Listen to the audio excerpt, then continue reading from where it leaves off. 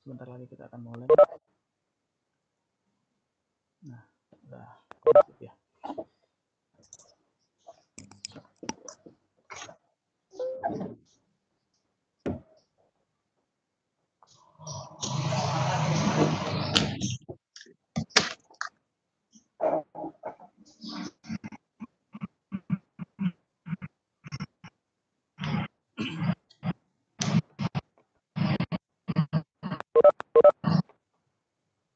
Ya. Bismillahirrahmanirrahim. Assalamualaikum warahmatullahi wabarakatuh. Selamat pagi, salam sejahtera untuk kita semua. Yang sama-sama kita hormati kehadiran narasumber dari Kota Malang, yaitu Ibu Pipit ya, Bu Pipit Pujiastuti, yang pada pagi hari ini saya mengucapkan banyak terima kasih atas ketersediaannya beliau untuk bisa berbagi dengan kita dari guru-guru seluruh Indonesia ya, dan ada juga dari luar negeri. Saya mengucapkan selamat datang kepada Pak Cikgu Muhammad Azizi ya, sahabat saya dari Kuala Lumpur, Malaysia. Yang saya hormati juga Bapak Ibu guru dari SD, SMP, SMA, SMK, dari Sabang sampai Merauke, ada dari Aceh, ada dari Kalimantan, ada dari Bima, dan yang lainnya. Terima kasih atas kehadirannya.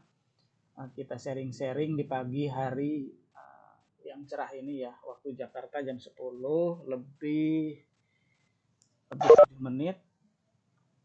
Marilah kita panjatkan puji serta syukur kehadirat Allah Subhanahu wa Ta'ala, yang mana pada kesempatan pagi hari ini kita dapat melaksanakan tugas kita ya, tugas kita belajar ya, karena menuntut ilmu itu adalah suatu kewajiban, supaya kita bisa mengembangkan ilmunya serta kita bisa bermanfaat khususnya bagi diri sendiri, umumnya bagi peserta didik kita dan bagi orang lain. Tak lupa sholawat salam semoga tercurah limpahkan kepada junjungan Nabi besar Muhammad SAW. Bapak Ibu semua yang saya hormati, mohon izin saya mute dulu semuanya demi keefektifan acara ini ya, Bapak Ibu semua.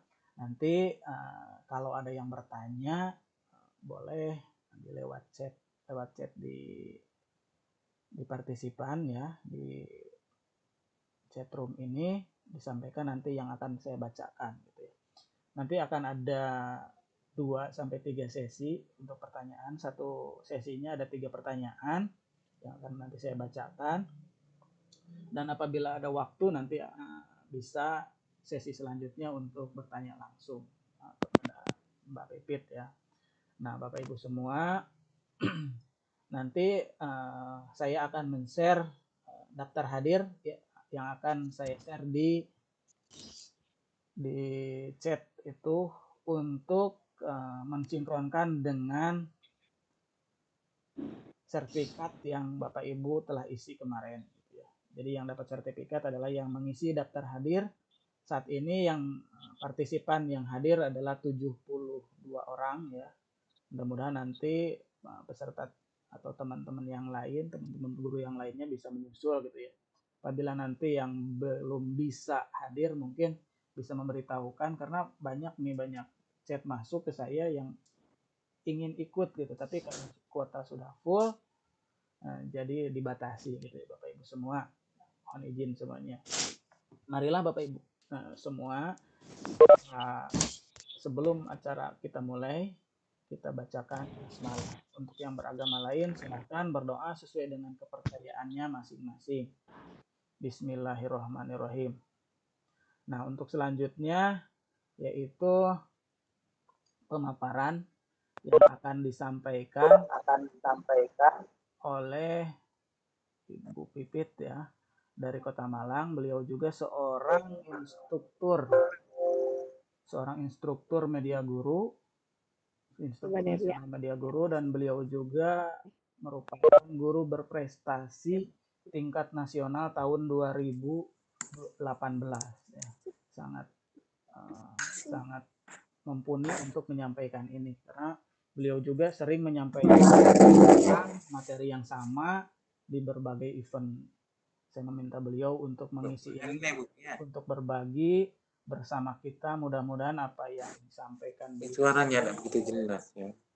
Padahal ini sudah yang apa yang disampaikan 100. beliau nanti bisa bermanfaat bagi kita sehingga kita dapat menerapkannya dalam pembelajaran khususnya di kelas. Bapak Ibu semua. Untuk mempersiapkan waktu mungkin saya langsung serahkan kepada Nggak usah Bu tatap muka Pipit, ya. Thank you. kepada Bu Pipit Puji Astuti. Saya persilakan. Masih loh, Mbak. Udah bisa lagi. Udah bisa lagi. Ya, terima kasih Pak Asep Tisna yang luar biasa. Terima kasih atas kesempatan saya sampaikan kepada Yayasan Sanjaya 45 juga atas kesempatan berbagi pengalaman yang hanya sedikit tapi semoga nanti bermanfaat bagi teman-teman semuanya. Bismillahirrahmanirrahim. Assalamualaikum warahmatullahi wabarakatuh. Waalaikumsalam warahmatullahi wabarakatuh. Bapak Ibu yang saya hormati dari Sabang sampai Merauke, ada guru TK, guru SD, ada guru SMP, guru SMA, ada kepala sekolah, juga Bapak yang dari Malaysia luar biasa semangatnya Pak, selamat datang bergabung dengan teman-teman di Indonesia untuk sharing bersama. Bapak Ibu izinkan saya berbagi sedikit pengalaman. Jadi mengenai pembelajaran HOT ini sebelumnya saya sampaikan ada beberapa sebetulnya perbedaannya tidak terlalu signifikan, tetapi yang saya sampaikan nanti lebih mengacu kepada pembelajaran HOT yang di-launching oleh kementerian. Kemudian sempat saya sisipkan bagaimana pembelajaran HOT yang saya peroleh di Belanda. Mungkin nanti juga agak ada sedikit berbeda dengan yang di Malaysia ataupun di Indonesia. Bapak Ibu nanti bisa menggabungkan, semuanya bisa digabungkan dalam satu pembelajaran HOT yang menyenangkan.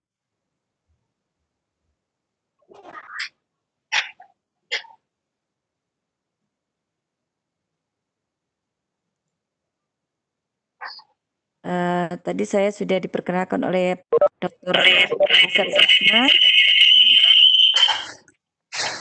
Jadi hari ini adalah yang saya sharekan mengenai pembelajaran HOT yang biasa dikenal dengan higher order thinking skill, yaitu keterampilan berpikir tingkat tinggi yang merupakan proses berpikir kompleks dalam menguraikan materi, membuat kesimpulan, membangun representasi, menganalisis, dan membangun hubungan dengan melibatkan aktivitas mental yang paling dasar.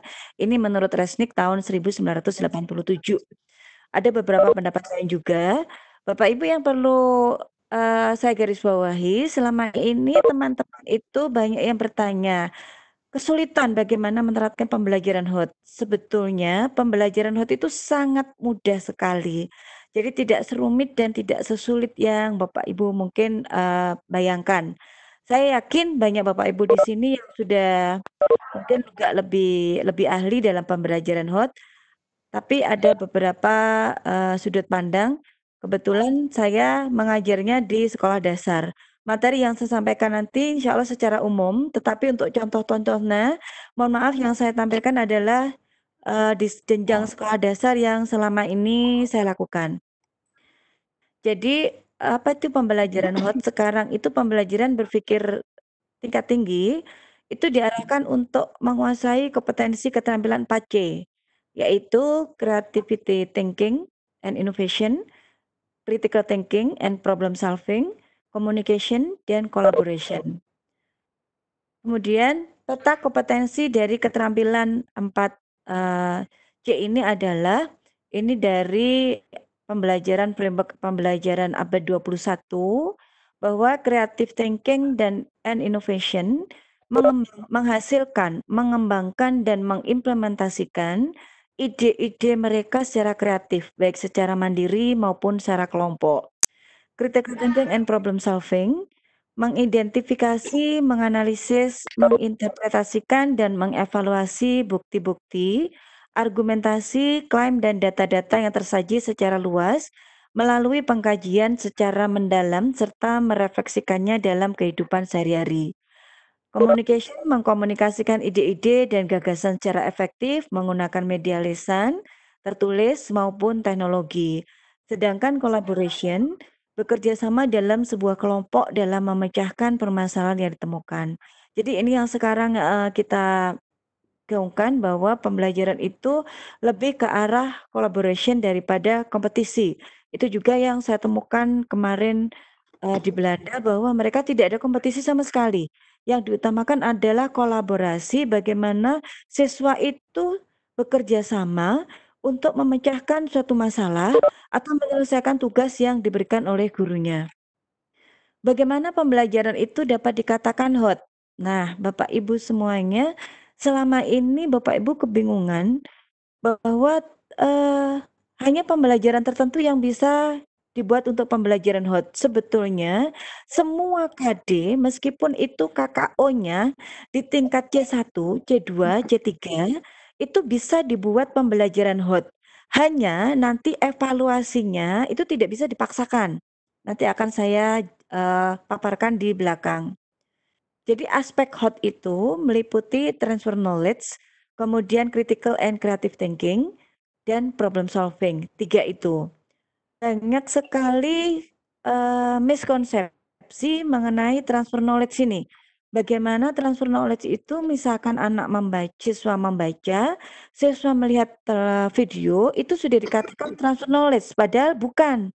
Seharusnya transfer of knowledge itu adalah bagaimana anak bisa mengimplementasikan dalam kehidupan sehari-hari apa yang diperoleh dari membaca itu, apa yang diperoleh dari menonton video itu. Nah, jadi kalau menurut aspek keterampilan berpikir tinggi, tingkat tinggi menurut Kemendikbud tahun 2018, bahwa transfer of knowledge itu adalah keterampilan berpikir sesuai dengan ranah kognitif, afektif, dan psikomotor yang menjadi satu kesatuan dalam proses belajar dan mengajar. Sedangkan critical and creative thinking merupakan keterampilan yang dikerahkan dalam memecahkan permasalahan yang muncul, mengambil keputusan, menganalisis, menginvestigasi, dan menyimpulkan. Untuk problem solving, yaitu keterampilan yang memiliki keinginan kuat untuk dapat memecahkan masalah yang muncul pada kehidupan sehari-hari. Nah, ini adalah jenis berdasarkan tujuan pembelajaran di kelas menurut Brokat tahun 2010 bahwa keterampilan transfer of knowledge itu adalah keterampilan mengaplikasikan pengetahuan dan keterampilan yang sudah dikembangkan dalam pembelajaran pada konteks.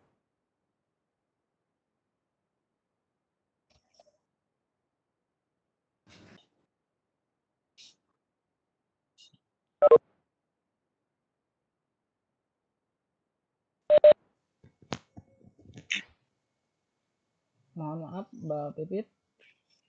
Suara hilang.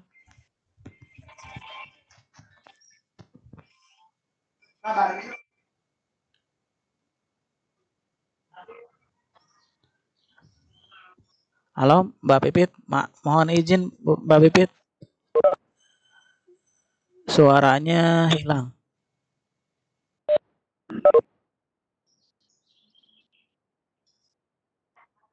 Nah, tadi kak, yang salah no, sebenarnya loh.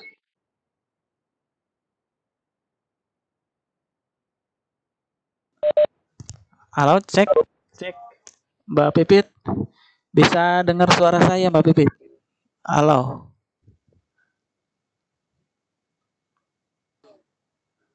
Mohon maaf, Bapak Ibu.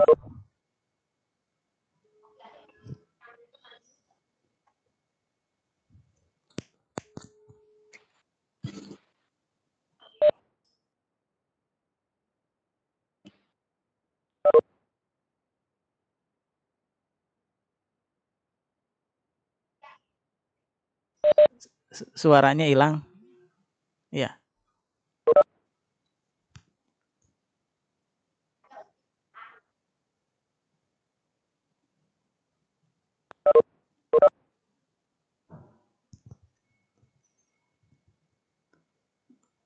Iya, bisa dengar suara saya? Bisa. Mbak Pipit. Suaranya tidak masuk. Ya. Suaranya bisa didengar? Nah, sekarang ada. Sekarang ada. Oh ya, mohon maaf, mungkin Ya, dari headsetnya ya. iya. Nggak usah pakai headset begini sudah jelas ya? Jelas, Sudah jelas. jelas. Jelas. Iya. Perlu saya ulangi yang tadi? Boleh diulangi tadi ada mungkin beberapa menit yang Oh sedang ya, ya. mohon maaf, saya ulang yang tadi untuk mengenai transfer of knowledge, yaitu keterampilan mengaplikasikan pengetahuan dan keterampilan yang sudah dikembangkan dalam pembelajaran pada konteks yang baru. Jadi misalkan pada pembelajaran HOT yang ada dalam video saya, itu transfer of knowledge-nya adalah siswa mengamati video wabah ulat bulu. Nah, itu adalah transfer of knowledge, tetapi bagaimana siswa itu mengembangkan pengetahuan dan keterampilan dalam pembelajaran pada konteks yang baru. Aplikasinya bagaimana? Siswa akan memahami bagaimana penyebab ulat bulu itu, wabah ulat bulu itu, yaitu karena perburuan terhadap burung-burung pemakan ulat bulu. Sehingga transfer of knowledge yang terjadi pada siswa, siswa akan mampu, oh kalau nanti agar tidak terjadi wabah ulat bulu, berarti perburuan terhadap burung pemakan ulat bulu itu harus dihentikan. Begitu. Nah, ini adalah proses kognitif menurut Bloom, yaitu proses kognitif tingkat C1 sampai C6, di mana C1 mengingat, C2 memahami, dan C3 menerapkan, itu ada pada level lot. Jadi lower order thinking skill, yaitu keterampilan berpikir tingkat rendah. Di mana mengingat itu hanya mengambil pengetahuan yang relevan dari ingatan, memahami, membangun arti dari proses pembelajaran termasuk komunikasi lisan, tertulis, dan gambar. Kemudian untuk menerapkan, melakukan atau menggunakan prosedur di dalam situasi yang tidak biasa. Untuk C4, C5, C6 itu masuk dalam kategori hot, tetapi tidak semua C4, C5, C6 nanti masuk dalam kategori hot. Nanti ada tabelnya, yaitu C4 menganalisis, memecahkan materi ke dalam bagian-bagiannya dan menentukan bagaimana bagian-bagian itu terhubung antar bagian dan ke struktur atau tujuan keseluruhan. Menilai atau mengevaluasi, membuat pertimbangan berdasarkan kriteria atau standar. Kemudian mengkreasi atau mencipta, menempatkan unsur-unsur secara bersama-sama untuk membentuk keseluruhan secara koheren atau fungsional, menyusun kembali unsur-unsur ke dalam pola atau struktur baru. Itu menurut Bloom. Kalau menurut proses kognitif menurut Anderson dan Cradwell tahun 2001, Anderson ini adalah muridnya Bloom, ada sedikit perubahan yang dilakukan, tetapi perubahan itu juga tidak terlalu jauh, bahwa proses C1 atau mengingat yaitu menjelaskan jawaban faktual, menguji ingatan dan pengenalan untuk memahami, menerjemahkan, menjabarkan, menafsirkan, menyederhanakan dan membuat perhitungan. Yang C3, menerapkan atau mengaplikasikan, memahami kapan menerapkan, mengapa menerapkan, dan mengenali pola penerapan ke dalam situasi yang baru, tidak biasa dan agak berbeda atau yang lain. Bapak Ibu mungkin sampai di sini belum ada gambaran, nanti akan saya berikan contoh-contoh bagaimana mendesain dan langkah-langkah mendesain pembelajaran HOT. Kemudian C4 menganalisis, yaitu memecah ke dalam bagian bentuk dan pola, hampir sama. Menilai juga begitu, membuat pertimbangan berdasarkan kriteria dan menyatakan mengapa. Mencipta, menggabungkan unsur-unsur ke dalam bentuk atau pola yang sebelumnya kurang jelas. Nah, ini adalah taksonomi Bloom yang kita sudah ketahui, dan saya sendiri juga tidak hafal sekian banyak. Mengingat itu apa saja, memahami apa saja, mengaplikasikan itu apa saja. Kemudian ini untuk aspek kognitif tingkatannya dari Bloom. Nah, ini kompetensi HOT itu adalah dari analyzing C4, evaluation C5, dan creating C6. Tapi tidak semuanya Bapak Ibu. Nanti kita lihat di belakang. Nah, dimensi untuk dimensi pengetahuan itu tingkatannya yang paling rendah adalah faktual, konseptual, prosedural, dan metakognitif. Jadi meskipun itu KKO-nya C4, C5, dan C6, tetapi kalau dia pada tahap faktual belum bisa dikatakan hot.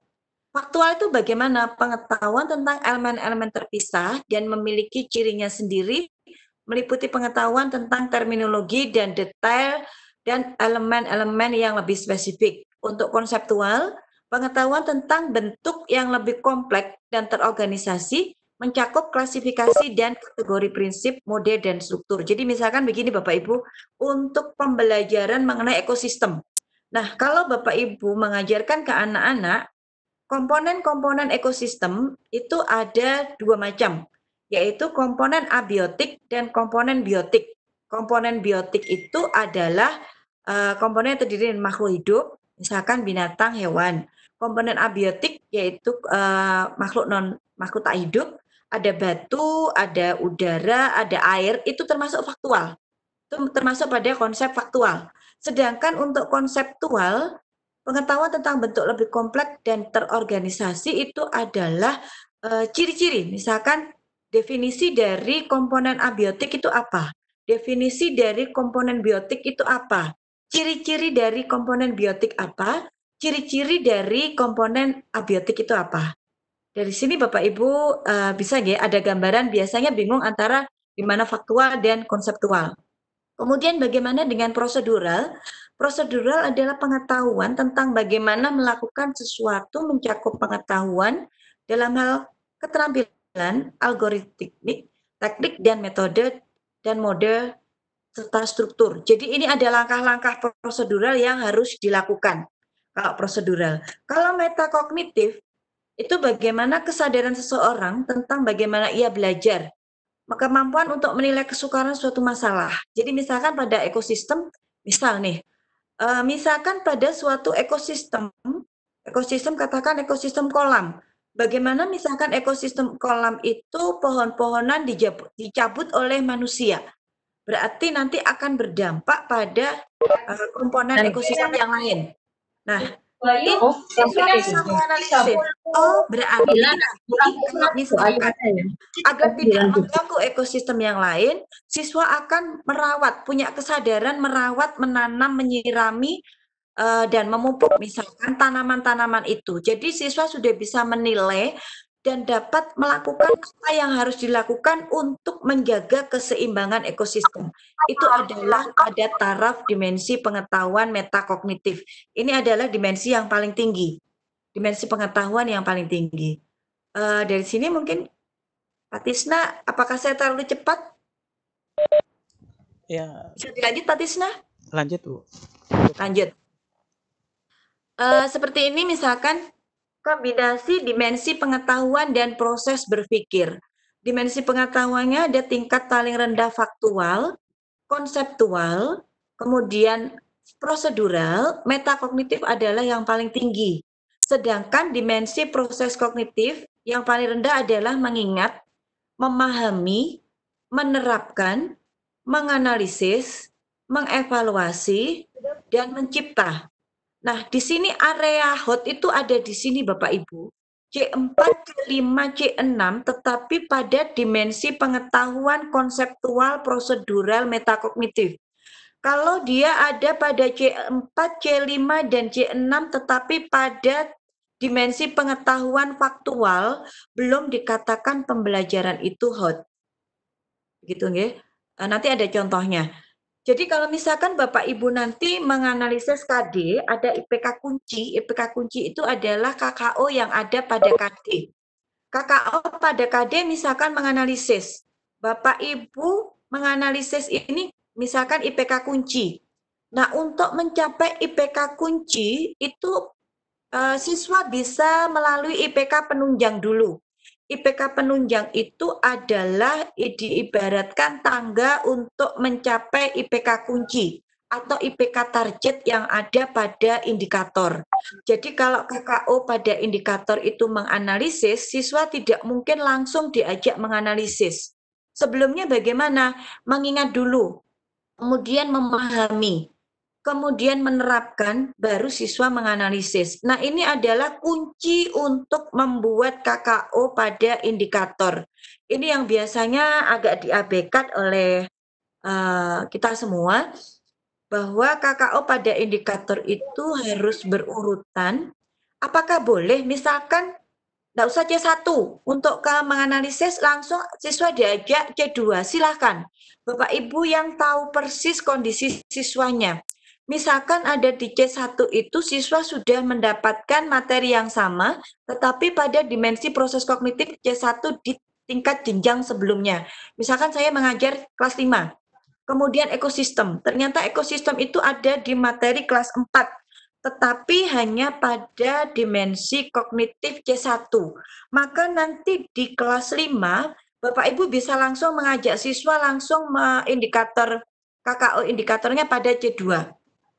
Untuk mencapai menganalisis, apakah boleh misalkan melompat anak-anak indikator KKO-nya pada indikator dari C1 menuju ke T3? Boleh, silahkan. Itu juga tergantung Bapak Ibu yang tahu kondisi siswanya. Tetapi akan lebih mudah bagi siswa jika KKO pada indikator ini berurutan tahap demi tahap satu persatu. Kalaupun itu melompat, tidak disarankan untuk melompat 2 tingkatan. Paling maksimal melompatnya hanya 1 saja. Karena apa? 1 saja mungkin melihat kondisi siswa, beberapa daerah mungkin beberapa kelas juga berbeda-beda. Ada yang siswa bisa diajak melompat dari C1 menuju langsung C3. Tetapi ada juga yang tidak bisa. Monggo Bapak Ibu silakan.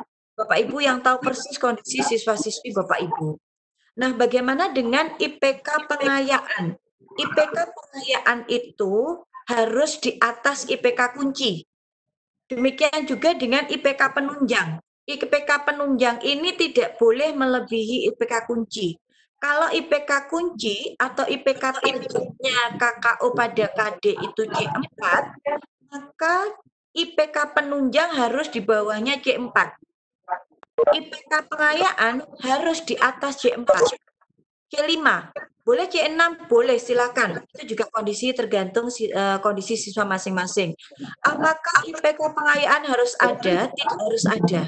Jadi IPK pengayaan itu tergantung kondisi siswa juga. Kalau misalkan memang ada beberapa siswa yang mungkin tingkat pemahamannya lebih dari teman-temannya mungkin, atau satu kelas itu juga lebih cepat dari perkiraan gurunya, hanya boleh diberi IPK pengayaan. Begitu. Penjelasan saya tidak terlalu cepat ya Bapak Ibu. Pak Tisna, apakah terlalu cepat? Tidak ya Pak ya? Bisa saya lanjut ya? Bisa.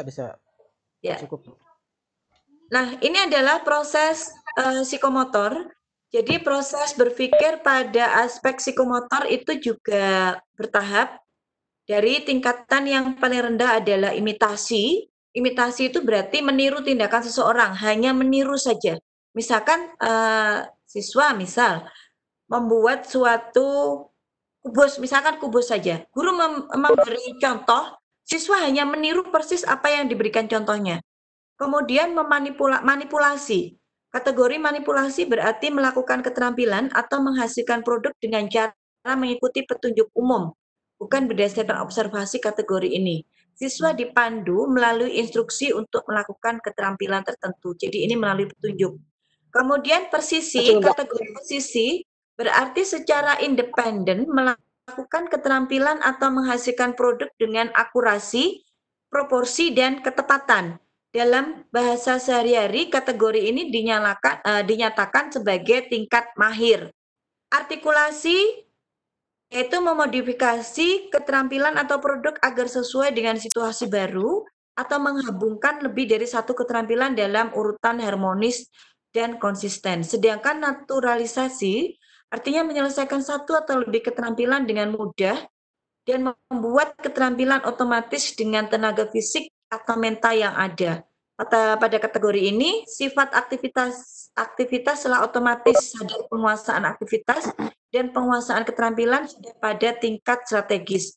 Misalkan dapat menentukan langkah yang efisien. Jadi imitasi itu hanya menirukan, Kalau manipulasi dia mengikuti petunjuk, membuat dengan menghasilkan produk mengikuti petunjuk. Kemudian presisi itu bagaimana dia menghasilkan produk lebih tinggi jenjangnya. Kemudian artikulasi ini memodifikasi produk yang sudah ada, sedangkan naturalisasi ini siswa menciptakan yang baru. Jadi ini yang tingkatan paling tinggi P5 itu. Nanti Bapak Ibu biasanya ini ada pada KD4. Silakan Bapak Ibu cermati KD4, KKO-nya sesuai dengan P1, P2, P3, P4 atau P5. Ada dalam taksonomi Bloom. Nah, kalau P1 itu meniru bagaimana dia hanya menyalin, mengikuti, mereplikasi, mengulang, mematuhi, dan lain sebagainya. Manipulasi, kembali membuat, membangun, dan sebagainya nanti bisa dibaca kalau ini Bapak Ibu nggih. Kemudian presisi juga begitu. Ini biasanya KKO ini ada pada KD4. Kemudian untuk elemen tahap keterampilan berpikir, yaitu Frisco, di mana Frisco itu adalah fokus mengidentifikasi masalah dengan baik. Saya kecepatan ini. Kemudian reason, alasan-alasan diberikan bersikap logis atau tidak disimpulkan seperti yang ditentukan pada permasalahan. Kemudian inferent itu alasan yang dikembangkan tepat. Jadi alasan tersebut harus cukup sampai pada kesimpulan yang sebenarnya. Sedangkan situation membandingkan dengan situasi yang sebenarnya. Clarity yaitu harus ada kejelasan istilah maupun penjelasan yang digunakan pada argumen sehingga tidak terjadi kesalahan. Sedangkan overview, pengecekan terhadap sesuatu yang telah ditemukan, diputuskan, diperhatikan, dipelajari, dan disimpulkan. Nah, ini berpikir kreatif. Bagaimana berpikir kreatif itu adalah berbeda dari yang lain. Kemudian pemikirannya imajinatif, menghasilkan banyak solusi, dan bersifat lateral. Ada beberapa pendapat mengenai berpikir kreatif yang pada umumnya yaitu kelancaran berpikir, keaslian berpikir atau originality, keluasan, metafora practical atau berpikir metafora. Kemudian aspek dari pemecahan masalah. Bagaimana ini ada tahapnya, yaitu menentukan masalah, mengeksplorasi masalah, merencanakan solusi, melaksanakan rencana, memeriksa solusi, dan mengevaluasi. Dalam pembelajaran HOT itu ada proses saintifik, Bapak Ibu, dan dalam proses saintifik itu ada beberapa mode pembelajaran yang bisa digunakan, antara lain yaitu discovery learning, project based learning, seperti itu nanti saya paparkan di belakang. Seperti kita ketahui, semuanya pasti sudah paham mengenai langkah-langkah pembelajaran saintifik, yaitu mengamati, menanya, mengumpulkan, menalar, dan mengomunikasikan. Ini adalah langkah-langkah pembelajaran ilmiah. Prinsip pembelajaran, yaitu memberikan simulasi kalau pembelajaran HOT. Simulasi pertanyaan. Gunanya apa? Untuk memfokuskan perhatian atau kajian untuk diperdalam. Kemudian yang kedua, mendorong peserta didik berpikir menemukan alasan atau pendapat. Yang ketiga, mengklarifikasi konsep untuk merumuskan definisi yang jelas. Yang keempat, mendorong munculnya gagasan-gagasan yang kreatif dan alternatif lewat imajinasi. Keempat, mendorong peserta didik mencari fakta atau data untuk mengambil keputusan. Yang keenam, mendorong peserta didik mengembangkan pikiran. Yang ketujuh, mengembangkan kemampuan mengaplikasikan aturan atau teori. Nah, Bapak Ibu, di sini saya ingin sedikit menyinggung pembelajaran HOT yang saya temukan di Belanda itu menurut Profesor Fred Jansen, bahwa pembelajaran HOT itu dimulai oleh pertanyaan yang menantang. Jadi HOT itu adalah innovation building block. Bagaimana siswa itu diberi pertanyaan yang menantang dulu di awal pembelajaran, kemudian menyertakan contoh-contoh, dia bekerja berdasarkan contoh, memberikan penjelasan, dan menjawab pertanyaan-pertanyaan yang menantang tersebut. Contohnya saja ada beberapa yang kemarin itu disampaikan oleh Profesor Fred Johnson. Contohnya di awal pembelajaran, itu siswa disodori oleh gambar, kemudian ada pertanyaan, mengapa itu manusia itu menggunakan kaki, bukan menggunakan roda? Nah, berpikirnya, perspektifnya adalah bagaimana cara kerja roda dan kaki itu. Kemudian digunakan untuk apa saja, roda digunakan untuk apa, kaki digunakan untuk apa, bagaimana ini dikembangkan, dan bagaimana evolusinya. Ini hanya untuk sekedar saja. Jadi nanti misalkan Bapak Ibu ingin menggabungkan bagaimana pertanyaan yang menantang itu, silakan supaya pembelajaran HOT yang dilaksanakan oleh Bapak Ibu itu lebih menarik. Kemudian contoh lagi, Profesor Fred Johnson itu menayangkan gambar. Di situ ada gambar laba-laba, ada gambar pohon, 2 pohon yang berdampingan tetapi tidak bersentuhan. Siswa diminta untuk berpikir, diberi suatu pertanyaan. Bagaimana cara laba-laba itu membangun rumah di antara 2 pohon tanpa dia menyentuh tanah? Seperti itu. Itu contoh-contoh dari pembelajaran HOT yang saya temukan di Belanda dan masih banyak lagi. Ini hanya sekilas saja. Nanti bisa diambil pertanyaan yang menantang yang bisa Bapak Ibu berikan pada siswa-siswi, dan pertanyaannya tentunya berkaitan dengan materi yang akan dipelajari. Nah, ini adalah linknya nanti akan saya bagi, link di YouTube tentang model pembelajaran HOT. Jadi di YouTube itu Bapak Ibu kalau misalkan tidak pakai link, ketik saja kata kunci keseimbangan ekosistem, akan Bapak Ibu temukan model pembelajaran HOT. Mohon maaf, mungkin pembelajaran itu bagi Bapak Ibu mungkin banyak kekurangan, tetapi insya Allah di dalam pembelajaran itu aspek-aspek pembelajaran HOT sudah ada. Nah, ini adalah model-model pembelajaran HOT yang bisa diterapkan. Model discovery learning, yaitu memahami konsep, arti, dan hubungan melalui proses intuitif untuk akhirnya sampai pada suatu kesimpulan. Bapak Ibu mohon maaf, ini saya tidak mengupas lebih jauh tentang model pembelajaran. Nanti daripada waktunya habis, saya nanti akan lebih ke praktek contoh bagaimana mendesain pembelajaran HOT. Jadi ini sintak model learning, pasti saya yakin Bapak Ibu sudah paham semuanya, dari pembelian rangsangan, pernyataan, pengumpulan data, pengolahan data, pembuktian, dan menarik kesimpulan atau generalisasi. Kemudian yang kedua adalah inquiry learning,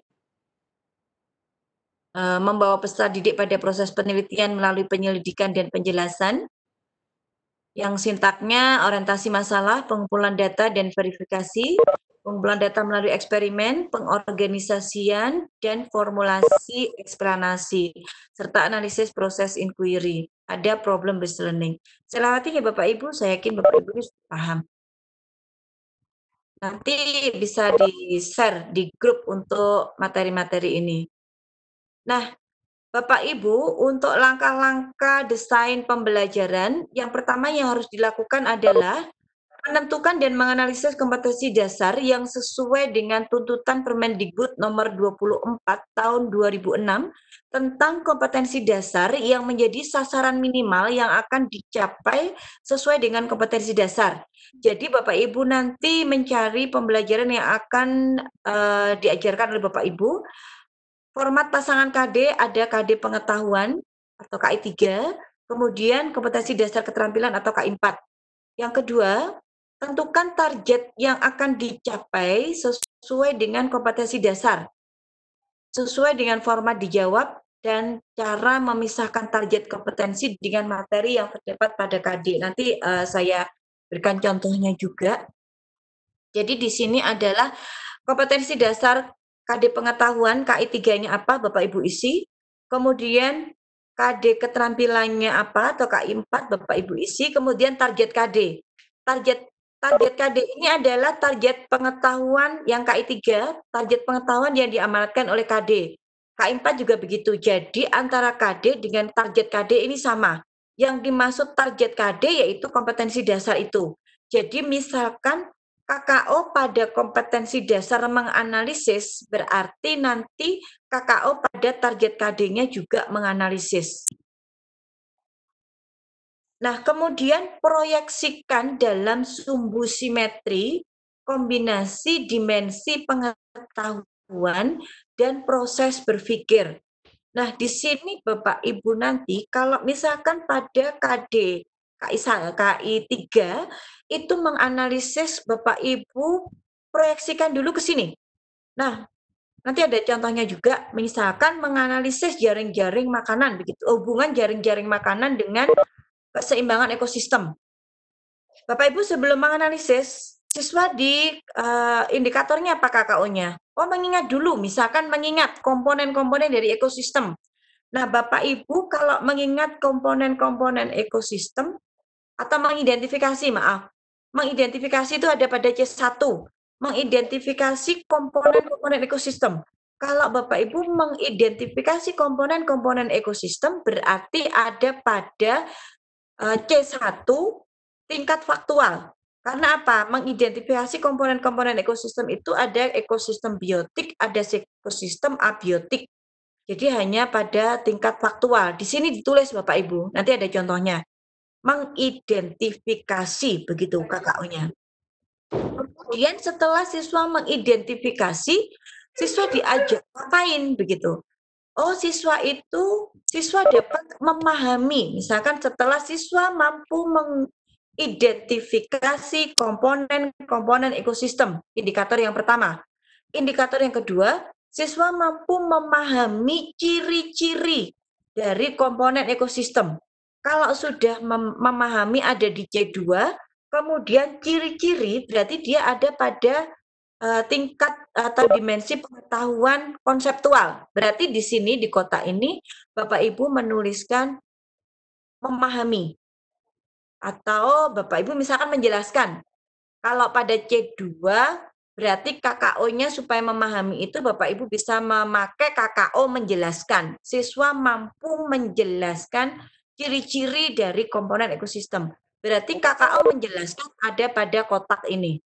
Kemudian setelah menjelaskan siswa diajak ngapain? Oh, setelah menjelaskan siswa mampu mengelompokkan, misalkan mengelompokkan komponen-komponen ekosistem. Mengelompokkan komponen-komponen ekosistem mana yang komponen ekosistem biotik, mana yang komponen ekosistem abiotik. Kan di sini tarafnya mengelompokkan. Mengelompokkan berarti di sini siswa hanya pada tahap C3 tapi masih faktual. Berarti di sini mengelompokkan. Kemudian baru siswa menganalisis. Nanti ada contohnya karena di sini tidak ada gambaran Bapak Ibu. Baik. Kemudian langkah selanjutnya yang keempat adalah perumusan indikator. Pencapaian kompetensi dapat dilakukan dengan mengikuti langkah sebagai berikut. Perhatikan dimensi proses kognitif dan dimensi pengetahuan yang menjadi target yang harus dicapai oleh peserta didik. Kemudian ini jadi diperhatikan Bapak Ibu sebelum peserta didik itu mampu mencapai misalkan faktual, prosedural, konseptual dan prosedural, peserta didik jangan langsung diajak melompat ke metakognitif, itu akan kesulitan sekali. Tentukan KD yang diturunkan menjadi IPK. Kemudian menggunakan kata kerja operasional yang sesuai untuk perumusan IPK agar konsep materi dapat tersampaikan secara efektif. Jadi Bapak Ibu memang harus memilih mana kata kerja operasional atau KKO pada taksonomi Bloom yang sesuai dengan materi sehingga nanti bisa tersampaikan secara efektif. Gradasi IPK diidentifikasi dari low order thinking skill menuju high order thinking skill. Jadi naik ya Bapak Ibu, jangan terbalik. Indikatornya misalkan dari C2 dulu baru ke C1 atau dari C4 kemudian turun ke C3 atau ke C2. Yang D merumuskan IPK penunjang dan IPK kunci, sedangkan IPK pengayaan dirumuskan apabila kompetensi minimal KD sudah terpenuhi oleh peserta didik. Jadi Bapak Ibu jangan sekali-sekali untuk menuju ke IPK pengayaan apabila IPK target mohon maaf, IPK target belum terpenuhi.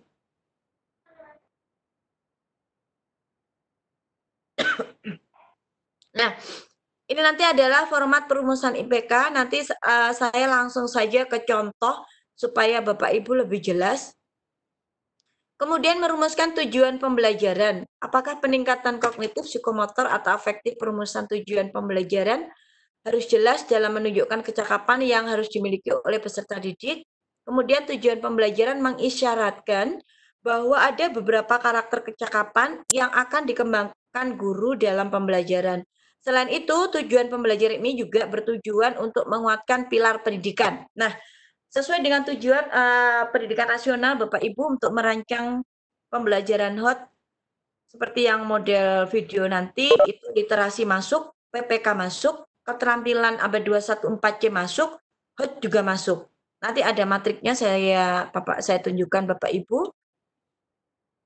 Langkah yang keenam adalah langkah-langkah pembelajaran berdasarkan model pembelajaran. Pahami KD yang sudah dianalisis.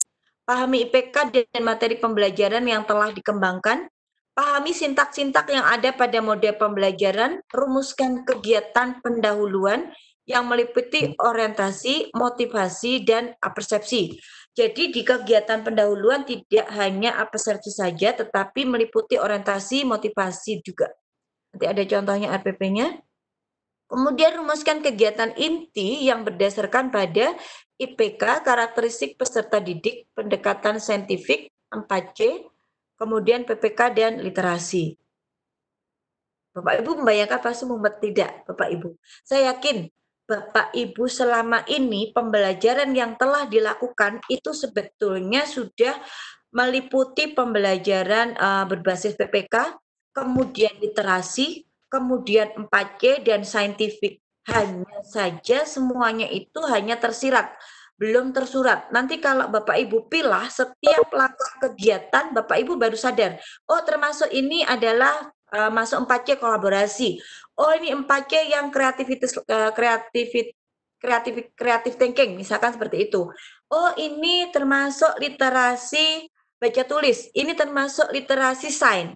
Pasti Bapak Ibu saya yakin tinggal setelah tahu pasti muncul kata O-nya itu keluar, nggih.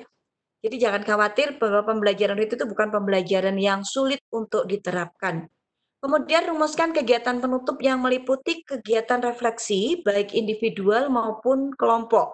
Memberikan umpan balik terhadap proses dan hasil pembelajaran, melakukan kegiatan tindak lanjut, menginformasikan rencana kegiatan pembelajaran untuk pertemuan berikutnya, kemudian kegiatan penutup dapat diberikan penilaian akhir sesuai KD bersangkutan. Tentukan sumber belajar berdasarkan kegiatan pembelajaran dan rumusan penilaian formatif dan sumatif untuk pembelajaran yang mengacu pada IPK. Ini untuk desainnya nanti saya langsung ke contoh saya. Kemudian desain pengembangan pembelajaran HOT. Ini sudah langkahnya tadi. Nanti ada LK kalau Bapak Ibu pernah mengikuti di kelas PKP, guru inti maupun guru sasaran, pasti saya yakin Bapak Ibu sudah mengerjakan LK ini semua. Saya lewati saja. Nah, ini adalah rambu-rambu dari pengembangan butir-butir soal. Bapak Ibu nanti saya tegaskan sekali lagi, meskipun dalam KD itu KKO-nya ada di C1, C2, C3, misalkan C1 misalkan mengidentifikasi, C2 misalkan menjelaskan, C3 misalkan mengklasifikasi. Memang KKO-nya tidak pada tingkatan HOT, tetapi pembelajarannya bisa dibuat pembelajaran HOT. Tapi untuk evaluasi Bapak Ibu tetap harus mengacu pada KD. Jadi tetap pencapaiannya adalah kompetensi dasar. Kemudian rambu-rambu pengembangan butir-butir soal HOT pada pilihan ganda. Soalnya sesuai indikator, tidak mengandung unsur sara. Kemudian menggunakan stimulus menarik, menggunakan stimulus yang kontekstual. Nah, ini Bapak Ibu kunci dari pembelajaran HOT adalah kontekstual sebetulnya. Mengukur level kognitif penalaran, jawaban tersirat pada stimulus, pilihan jawaban homogen dan logis. Setiap soal hanya ada satu jawaban yang benar. Jadi misalkan Bapak Ibu belajar mengenai materi ekosistem. Nah, kalau misalkan saya di dataran rendah atau di perkotaan, anak-anak itu lebih mengenal pada ekosistem sawah, ekosistem kebun, misalkan atau ekosistem taman misal, atau kolam. Tetapi untuk Bapak Ibu yang mungkin ada di daerah pesisir, anak-anak bisa diberi materi pembelajaran ekosistem laut. Kalau misalkan Bapak Ibu ada di daerah pegunungan, Bapak Ibu bisa mengajarkan anak-anak tentang materi ekosistem, utamanya ekosistem hutan. Meskipun semua materi tetap harus diajarkan, semua macam-macam ekosistem, tetapi nanti untuk pendalaman materi maupun subsub materi yang ada di dalamnya, Bapak Ibu ambil materi yang kontekstual sesuai dengan daerah Bapak Ibu mengajar. Misalkan Bapak Ibu ada di daerah kota, Bapak Ibu mengajarkan seperti tadi jaring-jaring makanan dan contoh-contoh pembelajaran ada pada ekosistem laut. Perlu dipahami bahwa tidak semua siswa itu pernah diajak atau mengunjungi laut ataupun mengunjungi pegunungan. Saya lanjutkan, nanti bisa dibaca. Ini banyak sekali rambu-rambunya. Jadi pokok soal dirumuskan dengan jelas dan singkat. Rumusan pokok soal dan pilihan jawaban merupakan pernyataan yang diperlukan saja. Pokok soal tidak memberi petunjuk ke kunci jawaban. Pokok soal bebas dari pernyataan yang bersifat negatif ganda. Grafik, gambar, tabel, dan diagram jelas berfungsi. Jadi jangan sampai saya banyak menemukan grafik, gambar, diagram maupun Dia dah tak lekat tau. pada soal itu tidak berfungsi. Bagaimana tidak berfungsi? Seandainya stimulus itu dihapus, siswa tetap bisa menjawab soal. Nah, itu berarti stimulusnya tidak berfungsi. Kemudian panjang pilihan jawaban relatif sama, tidak terlalu kesenjangannya tidak terlalu banyak, satunya pendek, satu panjang sekali. Misalkan begitu, yang A pilihan jawabannya panjang, B pendek. Nah, itu dihindari. Pilihan jawaban tidak menggunakan semua jawaban di atas salah atau sejenisnya atau kecuali. Pilihan jawaban berbentuk angka atau waktu disusun berdasarkan urutan besar kecilnya. Butir soal tidak tergantung pada jawaban soal lain. Ini tidak jauh berbeda dengan butir-butir pengembangan soal ganda yang biasanya. Ini bisa nanti menggunakan bahasa yang sesuai dengan kaidah, tidak menggunakan bahasa yang berlaku. Soal menggunakan kalimat yang komunikatif, pilihan jawaban tidak mengulang kata atau kelompok yang sama kecuali satu kesatuan pengertian. Ini rambu-rambu pengembangan butir soal uraian. Ini yang terpenting Bapak Ibu. Selama ini membuat soal hot pilihan ganda itu lebih sulit daripada membuat soal hot uraian. Jadi menurut pengalaman saya yang selama ini, mungkin Bapak Ibu punya passion lain, lebih gampang untuk membuat soal yang pilihan ganda. Jadi untuk soal uraian itu sesuai indikator, tidak mengandung unsur secara PPPK, menggunakan stimulus yang menarik, menggunakan stimulus yang kontekstual, penalaran jawaban tersirat pada stimulus. Ini bisa dibaca ya Bapak Ibu, karena banyak sekali. Saya langsung Bapak Ibu, sebetulnya kategori soal hot itu adalah transfer satu konsep ke konsep lain. Mencari hubungan dari berbagai informasi yang berbeda, memproses dan menerapkan informasi, memanfaatkan informasi untuk menyelesaikan masalah, menelaah ide dan informasi secara kritis. Ada beberapa pendapat bahwa soal hot itu harus ada stimulusnya. Tetapi saya menemukan ada soal hot juga yang tanpa stimulus itu sudah merupakan soal hot. Nah, ini adalah karakteristik soal hot, mengukur kemampuan berpikir tingkat tinggi, berbasis permasalahan kontekstual, memiliki lebih dari satu jawaban yang benar, stimulusnya menarik, tidak monoton. Kalau untuk tingkat yang paling sederhana, misalkan saja begini. Untuk soal hot, itu diketahui misalkan luas suatu bangun datar persegi panjang, itu misalkan Bapak Ibu, misalkan 30 lah, saya katakan 30. Anak-anak diminta untuk mencari panjang dan lebar yang mungkin pada bangun datar persegi panjang tersebut. Itu sudah merupakan soal hot. Tetapi kalau misalkan ada soal matematika, bangun datar ganda. Misalkan bangun datarnya itu gabungan antara persegi panjang dan segitiga. Anak-anak disuruh mencari luas atau keliling. Kan ada proses, ada tahapan. Apakah soal itu hot? Tidak. Itu bukan proses berpikir, tapi tahapan atau langkah-langkah untuk menemukan jawaban pada soal itu. Atau mungkin untuk pembelajaran hot, anak-anak untuk mencari luas suatu bangun datar persegi panjang. Anak-anak disuruh mengukur, melangkah atau mengukur ubin kelas. Itu juga sudah termasuk pembelajaran hot yang sangat sederhana. Begitu Bapak Ibu. Jadi tidak sesulit yang Bapak Ibu bayangkan. Kemudian langkah-langkah menyusun soal hot, menganalisis KD yang dapat dibuat soal hot, menyusun kisi-kisi soal, memilih stimulus yang menarik dan kontekstual, menuliskan butir pertanyaan sesuai kisi-kisi soal, membuat pedoman penskoran dan kunci jawaban. Ini adalah langkah-langkah menyusun soal hot. Bukan berarti soal yang sulit itu soal hot, bukan Bapak Ibu. Kemudian ada lagi begini. Ada lagi yang berpendapat bahwa soal hot itu adalah soal yang menggunakan kata tanya mengapa atau kenapa atau bagaimana. Belum tentu itu adalah soal hot. Jadi misalkan ada di RPP saya ada bacaan mengenai wabah tikus yang menyerang petani di daerah Purbalingga. Nah, wabah tikus itu diatasi oleh petani dengan memelihara burung hantu sebagai predator dari tikus. Kalau pertanyaan Bapak Ibu, bagaimana petani mengatasi wabah tikus yang terjadi di daerahnya? Nah, kalau siswa menjawab dengan memelihara burung hantu, maka itu bukan soal hot. Karena apa? Karena jawabannya sudah ada di bacaan. Siswa tidak ada proses berpikir.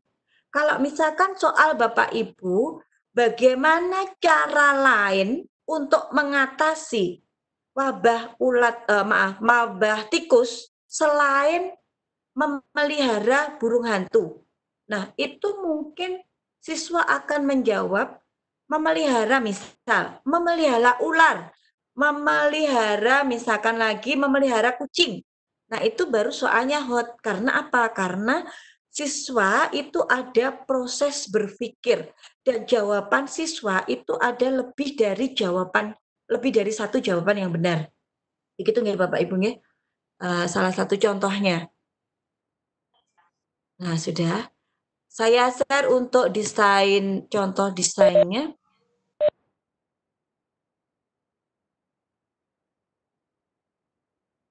Pak Tisna tidak kecepatan ya Pak Tisna, bisa dilanjutkan? Ya, cukup. Mungkin ini dulu Bu, kita jeda dulu untuk diskusi. Boleh, silakan. Iya. Ya, terima kasih kepada Bu Pipit ya telah memaparkan tentang HOTS. Makanya di sini tuh khususnya saya ya, kadang tadi setelah dipaparkan secara jelas bahwa HOTS itu sebenarnya kita melakukannya di dalam pembelajaran, cuma kita nggak ngeh gitu. Setelah dianalisis, saya juga pernah melaksanakan HOTS yang sederhana gitu kan. Tadi juga saya mengutip atau menggarisbawahi bahwa di situ harus ada stimulus dan kontekstual gitu ya. Rata-rata gitu soal-soal HOTS itu pertama ada stimulus dulu. Tetapi stimulus tersebut tidak mengarahkan kepada jawaban tersebut. Seperti contoh tadi yang Mbak Pipit telah sampaikan bahwa misalkan di matematika ya ada penggabungan yang namanya bangun datar gitu. Nah itu saya kira itu merupakan HOTS itu karena agak rumit ya. Misalkan bangun 1 dicari dulu luasnya, bangun 2 dicari luasnya baru ditambahkan. Ternyata kan itu hanya tahapan-tahapan gitu kan. Karena si anak udah mengetahui bahwa rumus dari misalkan segitiga itu apa, rumus dari persegi panjang itu apa, tinggal menggabungkan aja gitu, seperti itu. Dan tadi seperti yang ekosistem di sawah dan lain-lain dikatakan HOTS apabila kita mengarahkan kepada anak-anak bahwa si anak tersebut menjelaskan binatang atau hewan lain gitu dari teks tersebut gitu, bukan mencari jawaban dari teks yang sudah ada. Hal itu mungkin Mbak Pipit ya tentang HOTS ini, karena masih banyak di di lapangan ya, di sekolah-sekolah mungkin guru yang sebenarnya HOTS ini menyimpulkan bahwa soal yang sulit. Padahal intinya adalah HOTS adalah cara berpikir menganalisis logis. Anak-anak sebenarnya banyak pertanyaan-pertanyaan kepada guru yang menganalisis logis. Contohnya misalkan kenapa kita harus belajar? Kenapa kita harus sekolah? Kenapa kita harus makan dan yang lainnya? Itu merupakan salah satu analisis logis yang anak ada di dalam pikirannya. Hal seperti itu. Nah, pembelajaran HOTS ini kadang kan ini yang telah dikembangkan oleh Kemendikbud ya, khususnya di Ditjen GTK tahun 2018 ini sangat terintegrasi ya dengan kurikulum 2013, apalagi dengan sintak-sintak dari model pembelajaran yang tadi disampaikan oleh Pak Pipit seperti discovery learning, PBL, inquiry dan yang lainnya gitu. Di situ sangat jelas bahwa terintegrasi antara, cuma mungkin merubah mindsetnya aja, merubah mindset bahwa HOTS itu sesuatu yang dalam kehidupan sehari-hari pun kita laksanakan gitu. Hanya mungkin kita tidak mengklasifikasikan, tidak tersurat ya. Tidak tersurat, hanya tersirat dilaksanakan tapi tidak tersurat bahwa ini HOTS gitu. Nah, ini mungkin yang guru-guru yang perlu dipahami bahwa HOTS itu sebenarnya mudah. Makanya saya tertarik dengan tema ini, kemarin berdiskusi dengan Mbak Pipit juga, pembelajaran HOTS. Asalnya kan mau soal-soal HOTS, ternyata kata Mbak Pipit bahwa tidak semua soal-soal itu atau di HOTS kan gitu. Nah, hanya pembelajaran seperti itu. Ini ada pertanyaan Mbak Pipit dari tadi pertama dari Pak Asep Yuyun dari Penjaringan Jakarta. Saya coba pakai headset dulu ya, mungkin bisa karena suaranya lebih jelas pakai headset. Nah, sekarang udah jelas nih. Udah bisa masuk? Udah masuk. Nah, ada pertanyaan. Oh ya, kenapa ya tadi ya? Pertanyaan. Tadi pakai headset kan lebih jelas ya Pak Tisna? Iya, tadi pakai headset jelas pertama, terus hilang ya. Hilang 1 menit mungkin, sekarang udah jelas lagi. Lebih jelas kedengarannya. Nah, terkait itu tentang kontekstual bahwa sebentar, masih ada bunyi bahwa transfer knowledge ini adalah untuk merefleksikan ke lingkungan nyata ya Mbak Pipit. Pertanyaannya seperti itu. Mungkin bisa dijelaskan kegiatan konkretnya yang mentransfer knowledge ini terhadap lingkungan nyata. Seperti apa? Iya. Jawab? Silakan. Satu pertanyaan langsung jawab? Ya, langsung jawab aja. Ya, jadi transfer knowledge itu banyak yang memahami bahwa kegiatan membaca, mengamati video, mengamati pokoknya pengamatan itu sudah transfer knowledge. Padahal oke, itu transfer knowledge, tapi bagaimana proses transfer knowledge itu siswa bisa mentransfer pengetahuan apa yang diperoleh ke dalam aplikasi kehidupan sehari-hari. Misalkan tadi dalam pembelajaran di model di video saya itu transfer knowledge-nya anak-anak mengamati video wabah ulat bulu. Nah, dari mengamati video itu akhirnya anak-anak tahu, oh ternyata kenapa dalam percakapan video itu ada disebutkan bahwa penyebab ulat bulu mewabah itu karena banyak burung pemakan ulat yang diburu oleh manusia. Nah, anak-anak bisa mengaplikasikan transfer knowledge-nya dikatakan berhasil apabila bagaimana?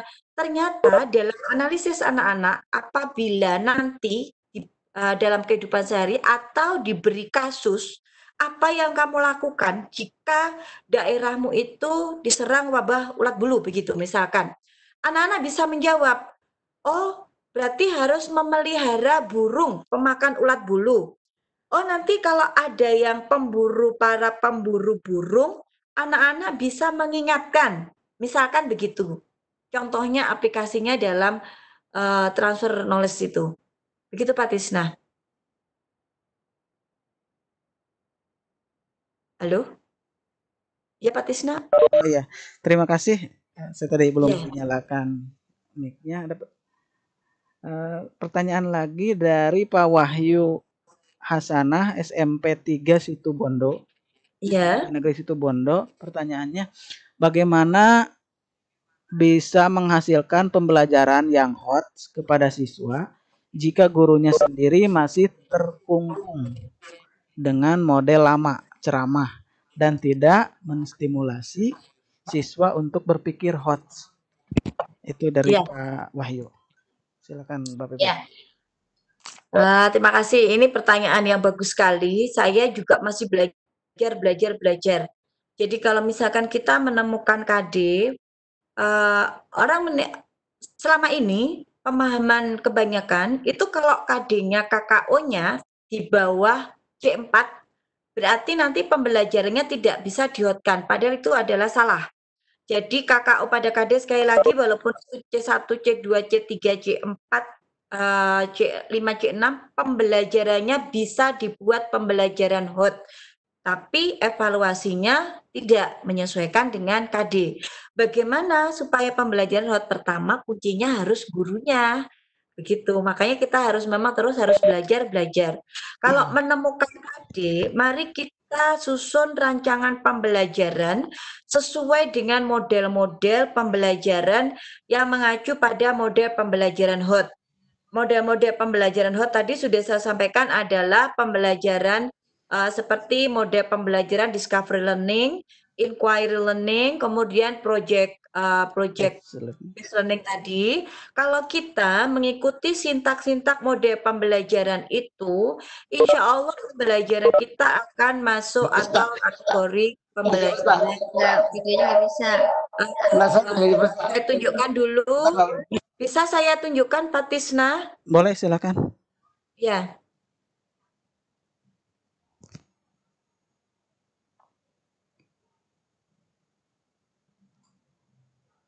Jadi nanti Bapak Ibu bisa membuat matrik, di mana matrik itu sesuai dengan sintak-sintak langkah-langkah di pembelajaran Bapak Ibu sesuai model yang digunakan. Memang harus dimulai dari gurunya ya Bapak Ibu, semuanya berawal dari kuncinya itu adalah guru. Bagaimana kita membuat pembelajaran hot kalau kita sendiri belum paham bagaimana itu pembelajaran hot. Jadi ini adalah kelihatan sudah Pak Tisna? Sudah kelihatan. Sudah kelihatan. Ya. Bapak Ibu silakan nanti membuat matrik seperti ini. Ini tinggal mengcopy dari RPP. Di-copy saja kegiatannya dari RPP, jadi orientasinya ini adalah guru mengucap salam dan lain sebagainya. Nanti saya share contoh RPP-nya. Ini juga saya share.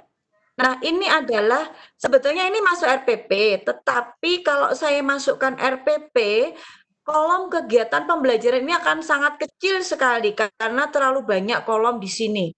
Akhirnya karena ada alokasi waktu juga kan di RPP, untuk itu saya buat semacam matrik untuk memudahkan saya mengidentifikasi langkah-langkah pembelajaran yang saya buat itu sudah hot belum? Sudah mencakup PPK belum? Sudah sesuai sintak atau belum? Nah, ini adalah, sebentar saya ke inti. Nah, ini adalah kegiatan inti. Jadi pada RPP Bapak Ibu harus menyertakan sintak model pembelajaran berbasis hot. Misalkan ini adalah yang saya pakai mode pembelajaran discoverable based learning. Tahap 1 apa? Tahap 1 pemberian rangsangan atau simulation. Peserta didik membentuk, apa yang dilakukan? Peserta didik membentuk kelompok, gitu kan? Tulis saja. Tadi membaca teks non-fiksi, eksposisi, manusia penyebab ketidakseimbangan ekosistem. Nah, ini saya ulas kembali mengenai transfer knowledge tadi, bahwa proses kegiatan peserta didik itu membaca termasuk dalam kegiatan transfer knowledge. Tapi bagaimana peserta didik itu memahami di bacaan ini tentang manusia penyebab ketidakseimbangan ekosistem, sehingga nanti hasil dari transfer knowledge dalam kehidupan sehari-hari ini perilaku siswa itu perilaku yang cenderung menjaga ketidakseimbangan ekosistem, karena dia sudah paham bahwa ketidakseimbangan ekosistem itu disebabkan oleh manusia. Jadi dimensi pengetahuannya di sini adalah faktual. Di sini transfer PPK-nya apa? Gotong royong kalau di sini membentuk kelompok. Ini membaca bisa dimasukkan juga integritas dia, tanggung jawabnya di membaca atau mandiri boleh. Itu kan tergantung pada guru-guru masing-masing individu. Kemudian critical thinking. Kemudian literasinya membaca masuk dalam saintifiknya kegiatan mengamati. Tahap yang kedua, pernyataan atau identifikasi masalah. Dari sini peserta identifikasi masalah, langkahnya adalah membuat pertanyaan dengan 5W1H. Jadi what, who, where, when, kemudian why, dan 1H, how, bagaimana, mengapa terjadi wabah ulat tikus. Peserta sendiri yang membuat pertanyaan. Ini ada pada tahap dimensi konseptual dan metakognitif. Kemudian termasuk dalam problem solving. Kemudian, maaf, ini bukan problem solving, ini critical thinking, karena anak-anak anak-anak membuat soal, dia bertanya, berarti dia kritis, bukan problem solving. Mohon maaf, saya ganti.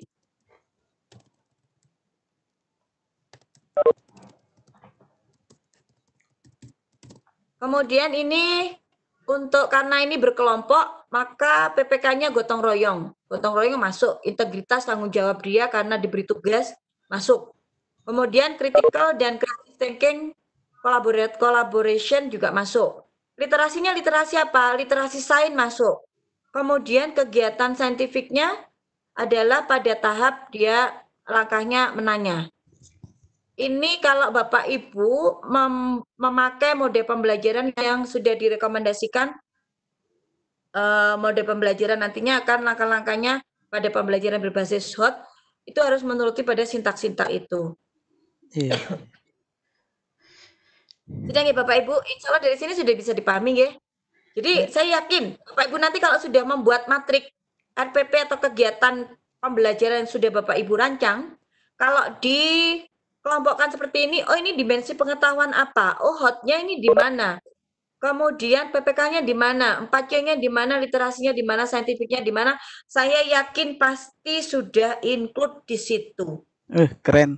Bapak Ibu ini apa namanya matrik analisis ini dari kementerian atau buat sendiri? Enggak, ini kemarin itu saya buat sendiri untuk memudahkan saya sendiri.